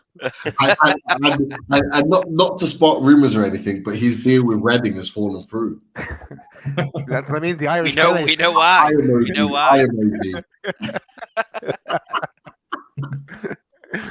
Yeah, so I just think PIF have seen it as an opportunity to get some big name players. I don't think they necessarily care about helping Chelsea. I don't think that's entered their thought process. They've just looked at it from a Saudi Pro League point of view, and they've seen an opportunity to get 4 really high profile players to boost that league's reputation and eyes on it. So I see it nothing more than that. But because of the Chelsea links, PIF, I do understand why some fans are questioning it. Newcastle fans it is, because as I say, I've seen fans that are like, well, why are PIF doing that? But my opinion is that there's players that are available, high profile players, and PIF have went to Chelsea and put the money down. If you look at the valuations, I don't necessarily think the valuations are absolutely extortionate. Mendy was a number 1 at Chelsea for almost 2 years. So if he goes over there for £25 million, I think that's probably a fair market value. Obviously, Kante is going on a free. Ziyech, I'm not too sure on the transfer fee for that. Koulibaly, rumored to be £25 million. How much did Chelsea sign Koulibaly for 12 months ago? I think it was more than that. The wages he's on as well. Yeah. Crazy. So I personally, I don't see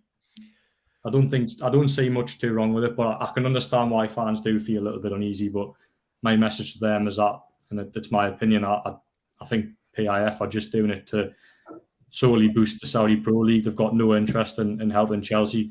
They've got a budget for the Saudi Pro League, and they've got a budget for Newcastle United. Whatever happens in the Saudi Pro League won't impact Newcastle United.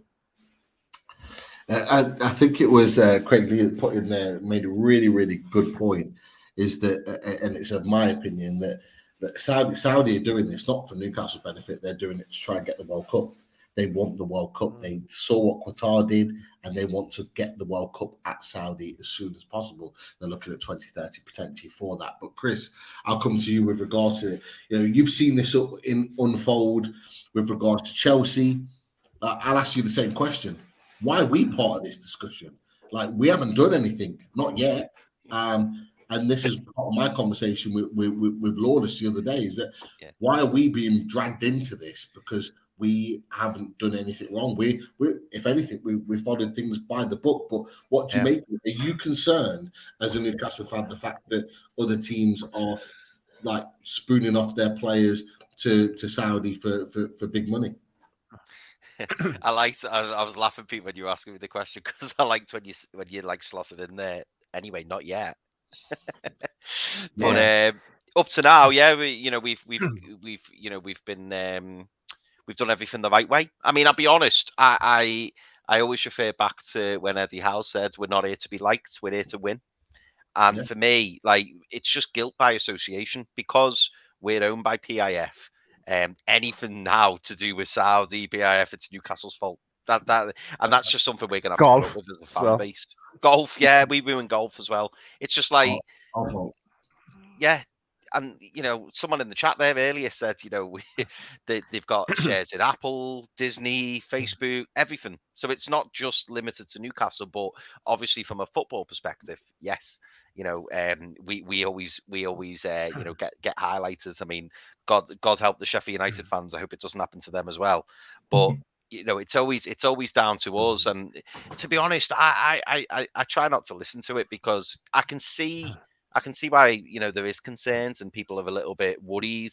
But these things are kind of out of our control. Not just us as Newcastle fans, but all football fans. Dirty dealings go on all the time, and I'm not suggesting they are dirty dealings, by the way, but these types of deals happen all the time, where it doesn't quite make sense, and you don't quite understand why someone's paid so much money for a certain player. As Jordan said earlier, for me, I don't think the prices are extortionate. Thinking back to when we mentioned that Mendy was 25 million, I think Chelsea paid over 50 million for him. So they're not astronomical prices. I suppose the only concern is if they just start signing everybody. But again, that we shouldn't really try to concern ourselves with that. We've seen Heung-min Son come out today and say, "No, I want to play Premier League football. I want to stay in Europe. Happy in the Premier League. Want to do my thing." And I think, a lot of players will do that. I think, Pete, you mentioned there in our private chat that Aubameyang and Lukaku have in fact, I don't know whether it was you who mentioned it or somebody else, but Aubameyang and Lukaku have turned down a move to Saudi because they want to stay in Europe. I think we've just got to try and, put it to the back of our minds, and it'll be old news soon. People will just forget about it. Chelsea will carry on doing whatever they're doing. We'll see what happens with them sanction-wise. I don't know. But it will be old news. And I think as soon as the season starts, everyone will just put it to the back of the minds. That's me personally. I think because there's no football, because it's all transfer news, and you wake up in the morning, the first thing you do is check your phone.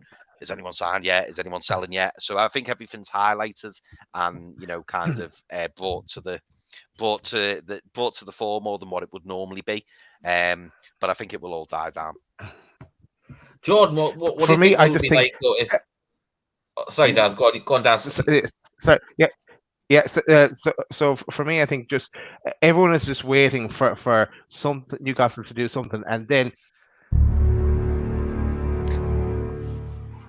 I knew it. I knew that those Saudi lads are up to no good. That's what they wanted to say. They were just dying for that to happen. It's when the loan drops. It's when Benzema comes in and it just goes boom.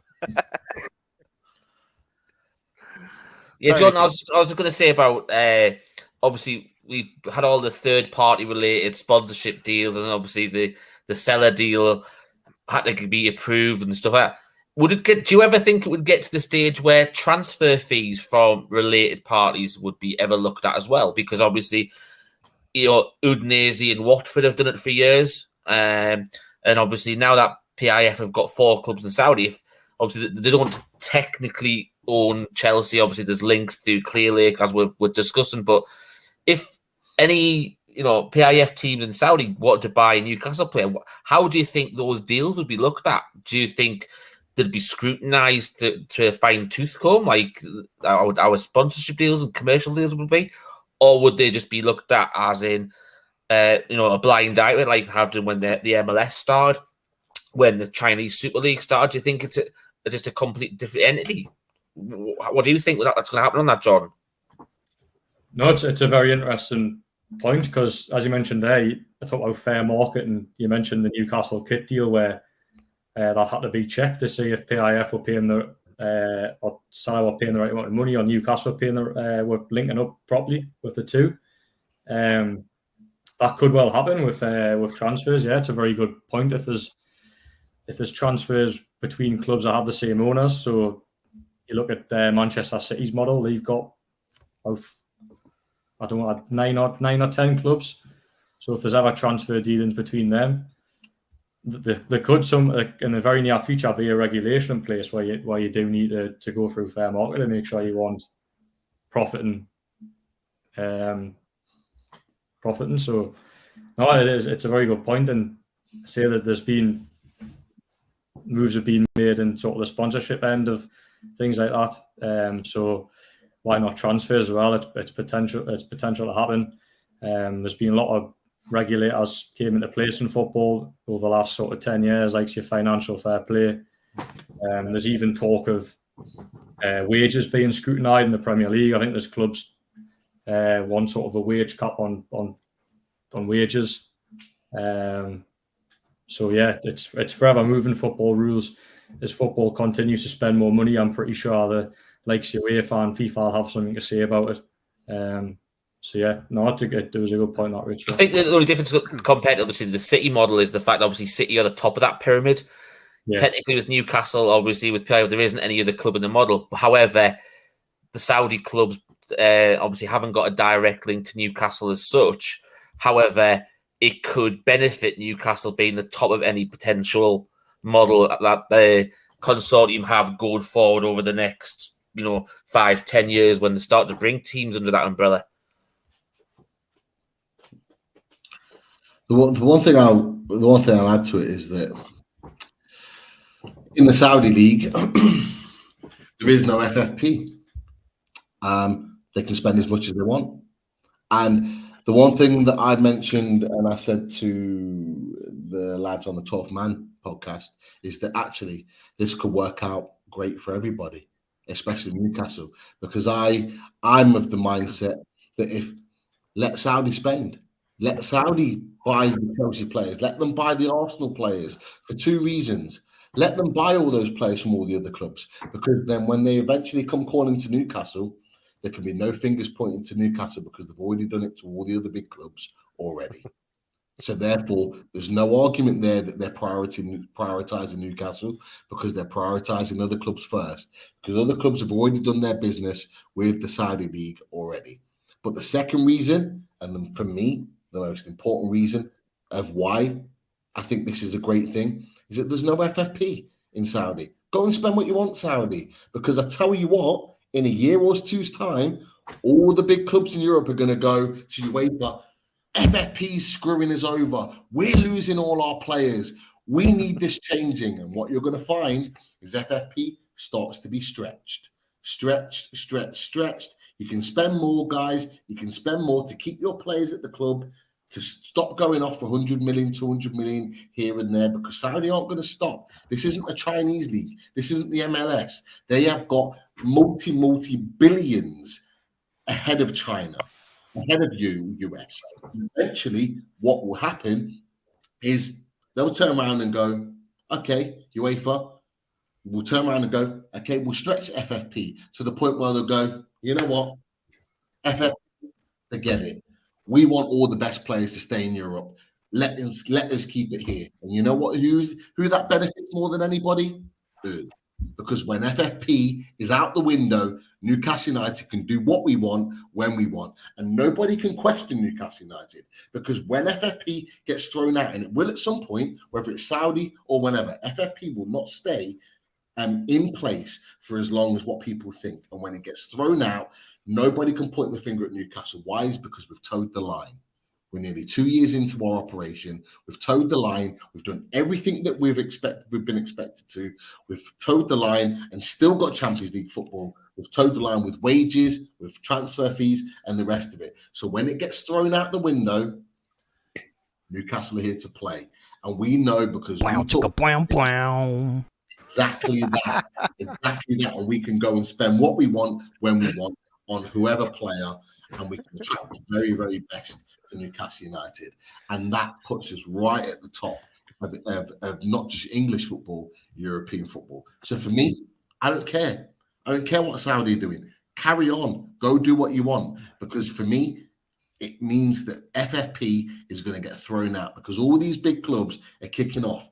Arsenal, Man United, Chelsea are benefiting from it right now, but they'll kick off soon enough when other teams are benefiting from it, not just Chelsea, and other teams are able to strengthen in their squads and keep Chelsea down.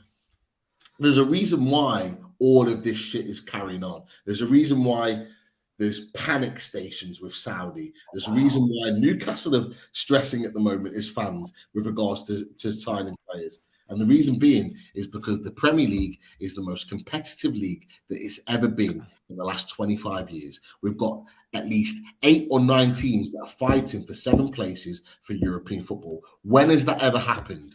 You've got all of us, Newcastle United, Aston Villa, Brighton, Brentford were there having the conversation. You had Chelsea finishing the bottom half of the table. You had Tottenham that finished outside of European football. When has that ever happened? And going into this season, all of those teams are looking to sign the best players. There are panic stations from the top 6. They are panicking right now because they don't know where they're going to finish next season. And Newcastle are right in the mix, and that's exactly where we need to be. So what I would say is, for us, let's not panic. We're in a position where we're triggering all the top 6 right now, that traditional top 6. We're triggering them. They don't know what to do. They're panicking. Let them continue. We'll get the players that will need to do the business. But the Saudi... I was going to say, Pete, it's an interesting fact. Someone's obviously just put this on. I was just going to bring it up myself. It's about, obviously, FFP. We always look at it about, trading within your means and stuff like that. But is it got a twist on it a bit like our friend Keith Patterson used to always say, is it actually restricted? Is it starting to get to the stage where it's becoming anti-competitive? Because you're not allowing to be a team to compete how a team wants to play, how want to be, how we want to spend, and stuff like that. But also Ian Toon Trader, he's mentioned it's a restriction of trading in courts. It's illegal. You've got to look at the way FFP's been recently. Man City have had all these charges put against them, but it could take years in court to go out. Everton are at this pivotal moment again, where they, obviously meant to be put over hot coals because of their spendings being horrendous over last week. But if these clubs don't get anything done against them, what's the point in having FFP? There's no point in actually being there. You might as well just scrap it straight away, because at the moment, unless clubs are hit for breaching these regulations, then what is the point in it? There is no point in it. And then obviously, as you just said, Pete, it goes back to the situation where Newcastle... Yeah, Richie, honestly, the points that have been made by people in the chat, absolutely spot on. And it goes back to the point that I made, is that eventually the top teams are going to kick off about it, because it is anti-competitive when you've got Saudi picking up all these players and being able to pay them whatever they want. You've got Real Madrid that can pay big fees. PSG, Man City, Newcastle, Chelsea. Barca make their own rules. Barca make their own rules. You're absolutely right, Dad. You're absolutely right. Man United that can pay all these fees, but they're being held back to a certain perspective because of FFP. Some of the other teams as well. Aston Villa are not scarce of money. They've got money that they can put down. They're a very rich club, and there are others as well. And it would create a different type of Premier League because we've got all these teams that can spend money. And what it would bring is a more competitive league like it was this season, and you'd have different people fighting for different positions, and that's exactly what you'd want in this situation. Is it just, not to go off on a tangent, but is there also an impact as well on promoted clubs? Because, like, say, for Luton, for example, if Luton stay up this season, have a good season, stay up, in terms of like media and like sponsorships and stuff like that, they're probably so small in comparison, aren't they? So how would Luton be able to say Luton got took over next season and multi-billionaire come in and said, oh, I want to put my money into Luton. How's he able to do that? Because they haven't got the gate receipts, they haven't got the sponsorships, they haven't got the the worldwide presence. So surely under the current FFP rules, Luton would never be able to compete with the likes of, say, Brighton or Brentford or, teams who are established in the Premier League. It'd just be impossible for them, wouldn't it? Superb point, Chris. You're absolutely right. And it goes back to the point is why do owners that have got multi billions, you look at the Man United takeover, they're trying to get this takeover for over 6 billion. Over 6 billion. Why not do what PIF did? Go and buy a team for 350 million and then invest the other 6 billion in the club to make them a top club. Why don't they do it? FFP. That's exactly the reason. You throw FFP out, you'll get other clubs that will be able to compete with the other clubs because you'll get new owners that will come in that will want to invest money into football to put themselves at the top table. What do you think, Jordan? What do you think of all this discussion? Your thoughts on this? I find it quite ironic we're talking about transfers in round of financial fair play restrictions. You must just think we're mad. Yeah, I've seen a comment before saying the transfer show has taken a twist, and it certainly has. What do I think? Yeah, well, financial fair play really is restrictive. And yeah, I can imagine it will rub up clubs up the wrong way when Saudi are doing what they're doing, and if they continue to do that, like China did previously, the US have done it to some extent. Obviously, less so now. I know they've just signed Messi, but they went through a phase where they were attracting a lot of big name players. European clubs will ask questions. Why can't we do that? And the pressure is on to maybe not ditch financial fair play, but amend it so there is room to spend money and attract these big name players and whatever wage they want. Because financial fair play is in now to for a level playing field, to increase the level playing field.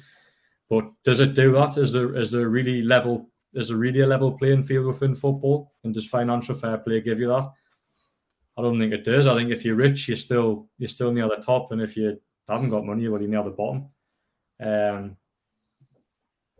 So I think there's room to have a different regulator in, but I don't think financial fair play is the answer. I think there's a lot of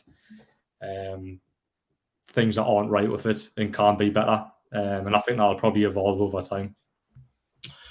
Definitely. And you talked about leveling the playing field.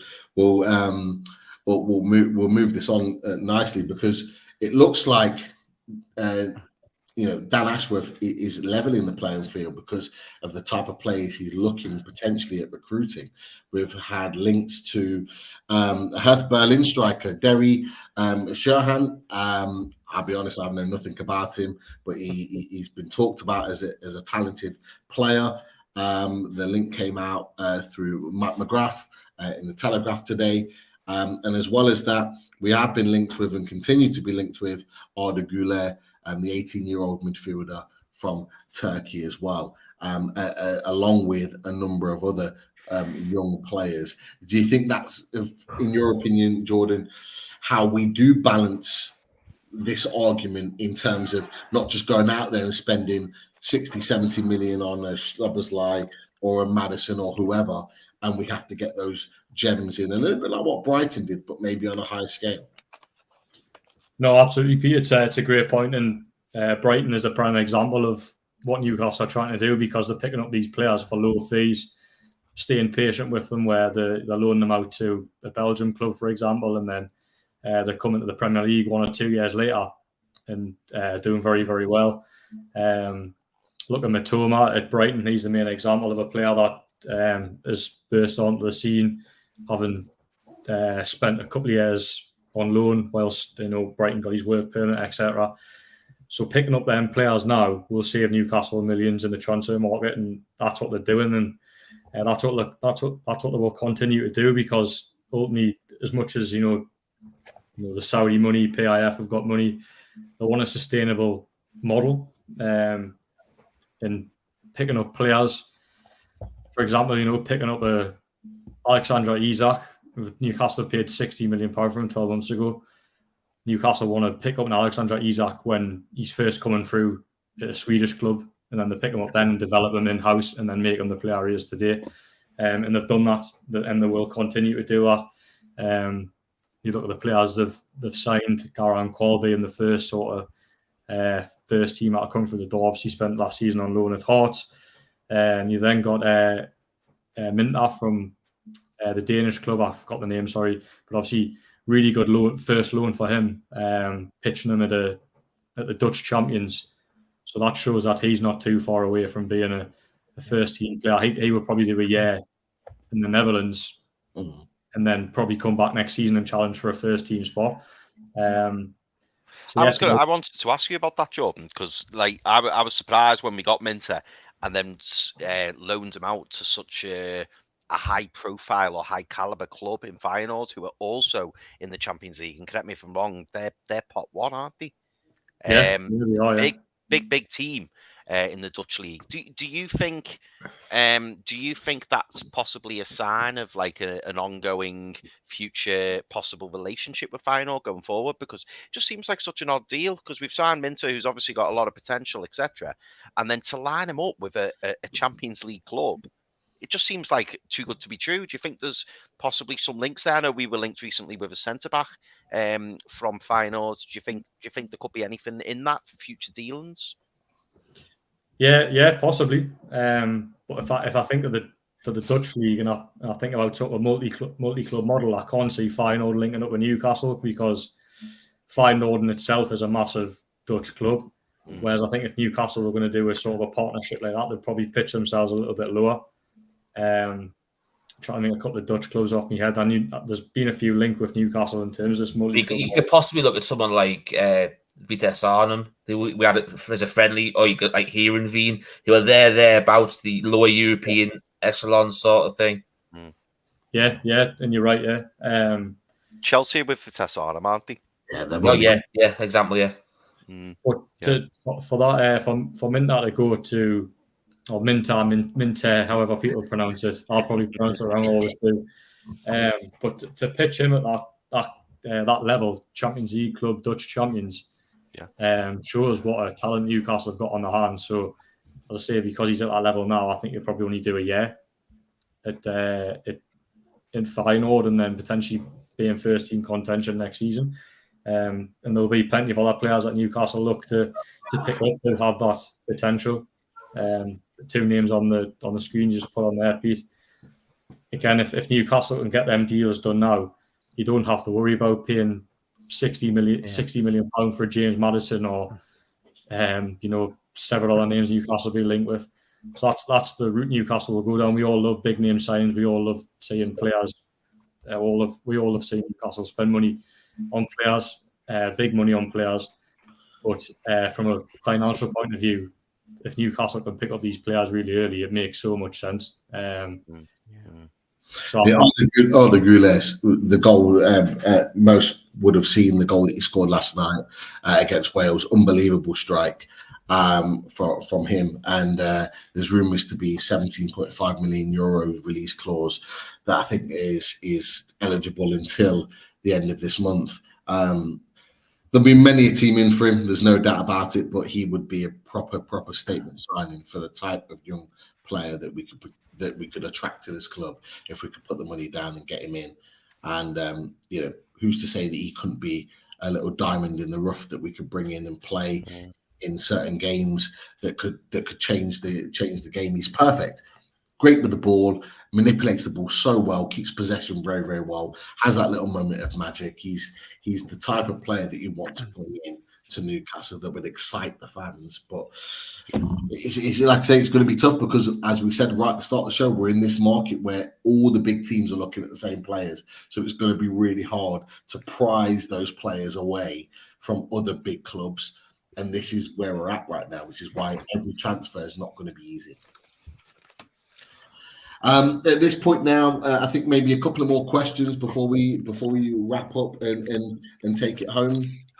I don't know who did them while I was unfortunate to leave, so I don't know what's been asked and whatever. So you didn't use any from the chat. I just threw a couple up that we had up picture-wise on the screen. Right, no, let's have a look then. There's one being mentioned quite a bit tonight. Obviously, we briefly touched on before. I think it was Daz Juan Miranda being closed on. Have you heard any more on this? There's been a lot of talk on Twitter and stuff tonight about it, apparently. So I don't know if you've heard anything.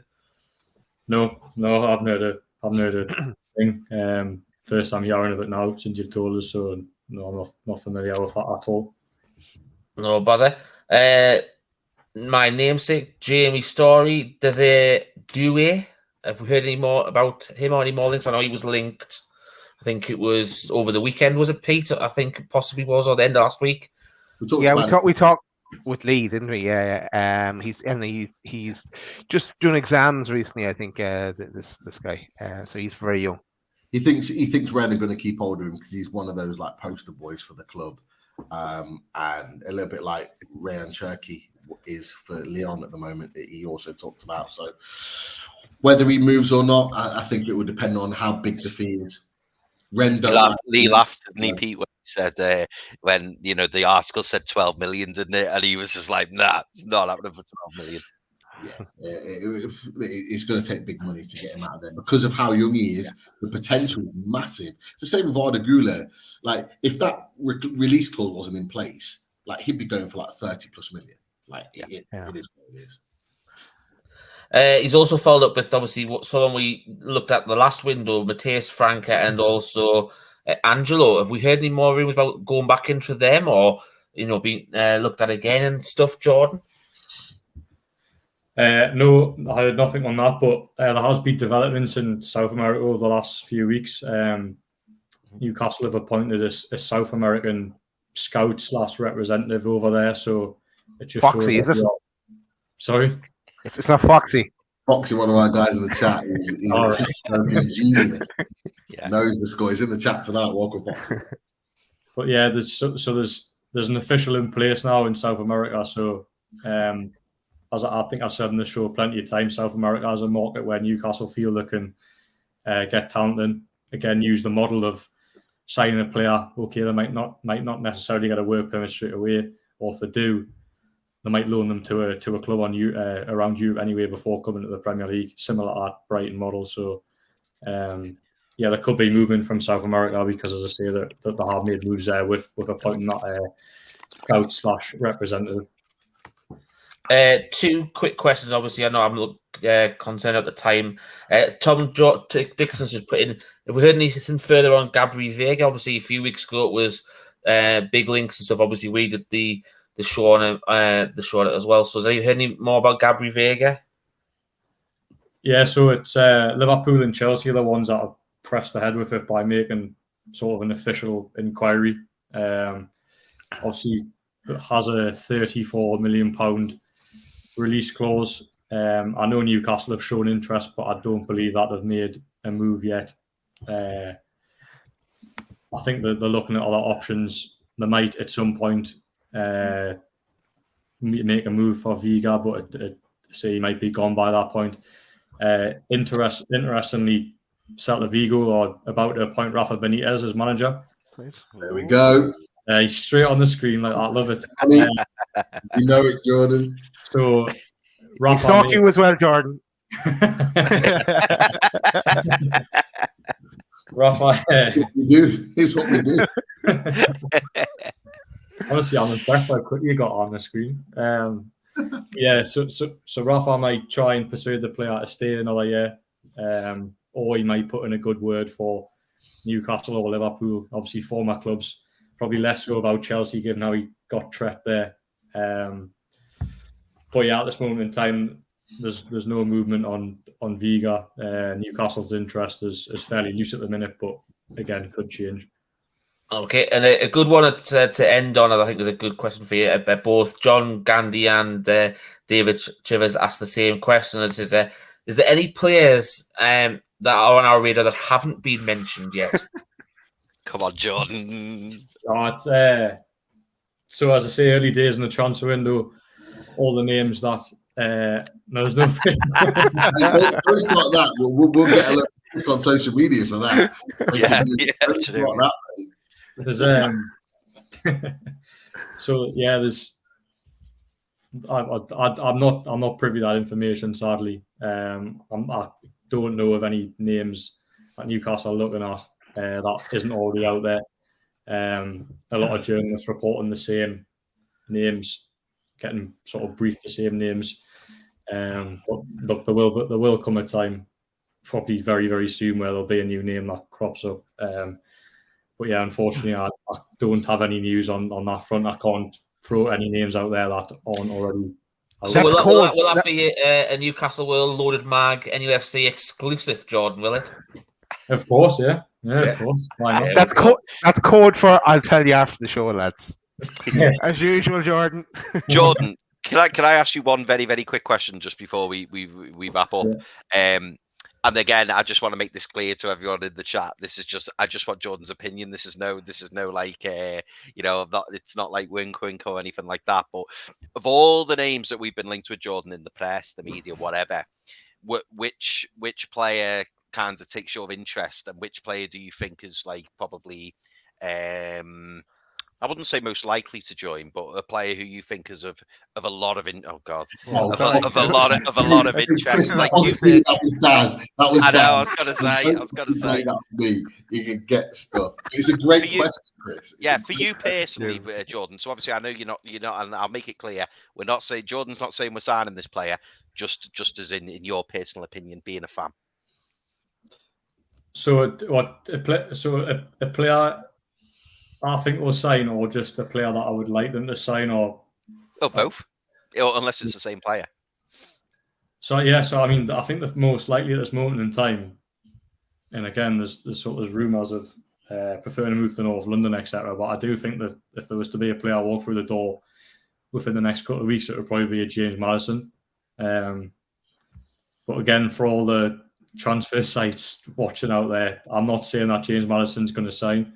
I just think out of all the names that have been linked, given the long-term interest in James Maddison, I do believe that he will probably be the most likely to sign. But again, I know I keep going back to it, and I'll be infuriating everyone in this chat, but it's a very, very transfer window can change very quick. So I would be naive to put all my eggs in James Maddison's basket. But certainly at this moment in time, from what I'm led to believe, he is the top target. So let's see what happens. Someone put in the chat earlier on, I think his surname was Pearson. I think he putting it to me as I made a point of saying that he's Eddie Howe's first choice. He said something along the lines of what makes you think that he's Eddie Howe's first choice, meaning it to me. We've covered transfers for over 2 years now, but in particular, back in November, it was reported that he was Eddie Howe's first choice. Exactly the same in January, before the end of the season, first choice. And even now, in the end of the season, he's been made the first choice. That doesn't mean that he's going to come to Newcastle, but what it means is Eddie Howe clearly likes the player. And it's been reported by various different people that he's Eddie Howe's first choice. And Jordan's just said the same there. So if you wanted to know why I believe that's the case, it's not because it's my own opinion. It's because of what people are saying quite confidently, that he is Eddie Howe's first choice. Whether he gets him or not is a different conversation. I think it's a really, really interesting point. But look, it is what it is. And I think, I think we need to wrap up the show because I need to do more digging, stalking. He's getting away from you, Pete. He's getting away. To get in there, you boys know how much I love football. I watch players. I monitor lots and lots of players. Watch games all the time. A player I'm watching really closely at the moment is a guy at Final called Mats Wefer. Or Wafer. Yeah, Vefer, isn't it? I tell you what, I watched him for Holland. He's a player. Where's he play, Pete? He plays in central midfield, predominantly as a number 6, can play as a number 8. But I tell you what, watching him play, I've watched 3 games now of him, full 90 minutes, and we've not really been linked with him. But I tell you what, I've been impressed, very impressed. But yeah, Charles, get that ready to clip. If Newcastle side him, Pete's getting all the credit there. No, not at all. Look, we all do it. Richie does it. We both were watching Moussa Diaby, and we'd watch games of him. Like we all do. We watch different games, but I just like to watch different players and see what they're about. But there are quality players out there, and as we've talked about as well, he is a player, but who's to say that there's a player that doesn't come left field that we don't know anything about that ends up signing for Newcastle United? And that's the great thing about our club at the moment. We cannot predict what they're capable of. Also, something you can't predict what's capable of is us and what show will drop next. But we do know we're going to be back with the Fully Loaded Transfer Show again on Thursday, unless signing we get some breaking news. But we should run out with the sponsors as well. So shout out to H2O Bathroom Design Co., the Northeast's largest supplier of Velcro and bathroom wear. Team Valley Gateshead, over 20 years established, run by the family. Get down to the showroom on 11th Avenue, Team Valley Estate, Gateshead. And here are some of the bathrooms. If you've missed them in the past, you have to go check out that showroom. But yeah, also shout out to the radiatorshed.com as we put Jordan and Chris in jail. And yeah, if you need to get any radiators or anything like that sorted in your house, contact Russ. He will sort you out. Mention Loaded, and he'll give you the biggest discount going, and he'll sort you out. And he'll be delighted I said that. Well, no, he will. Russ is a nice guy. He'll sort you out. And he'll come in the loaded van, and he's doing up the loaded van. Just like the A-team, he's putting a new face on that van. But yes, so that's the team tune we'll play when we see the pictures of the van. And also, Jordan, I want to let you have a shout out to Newcastle World as well, as I put up the code again for that to get down to the newsletter.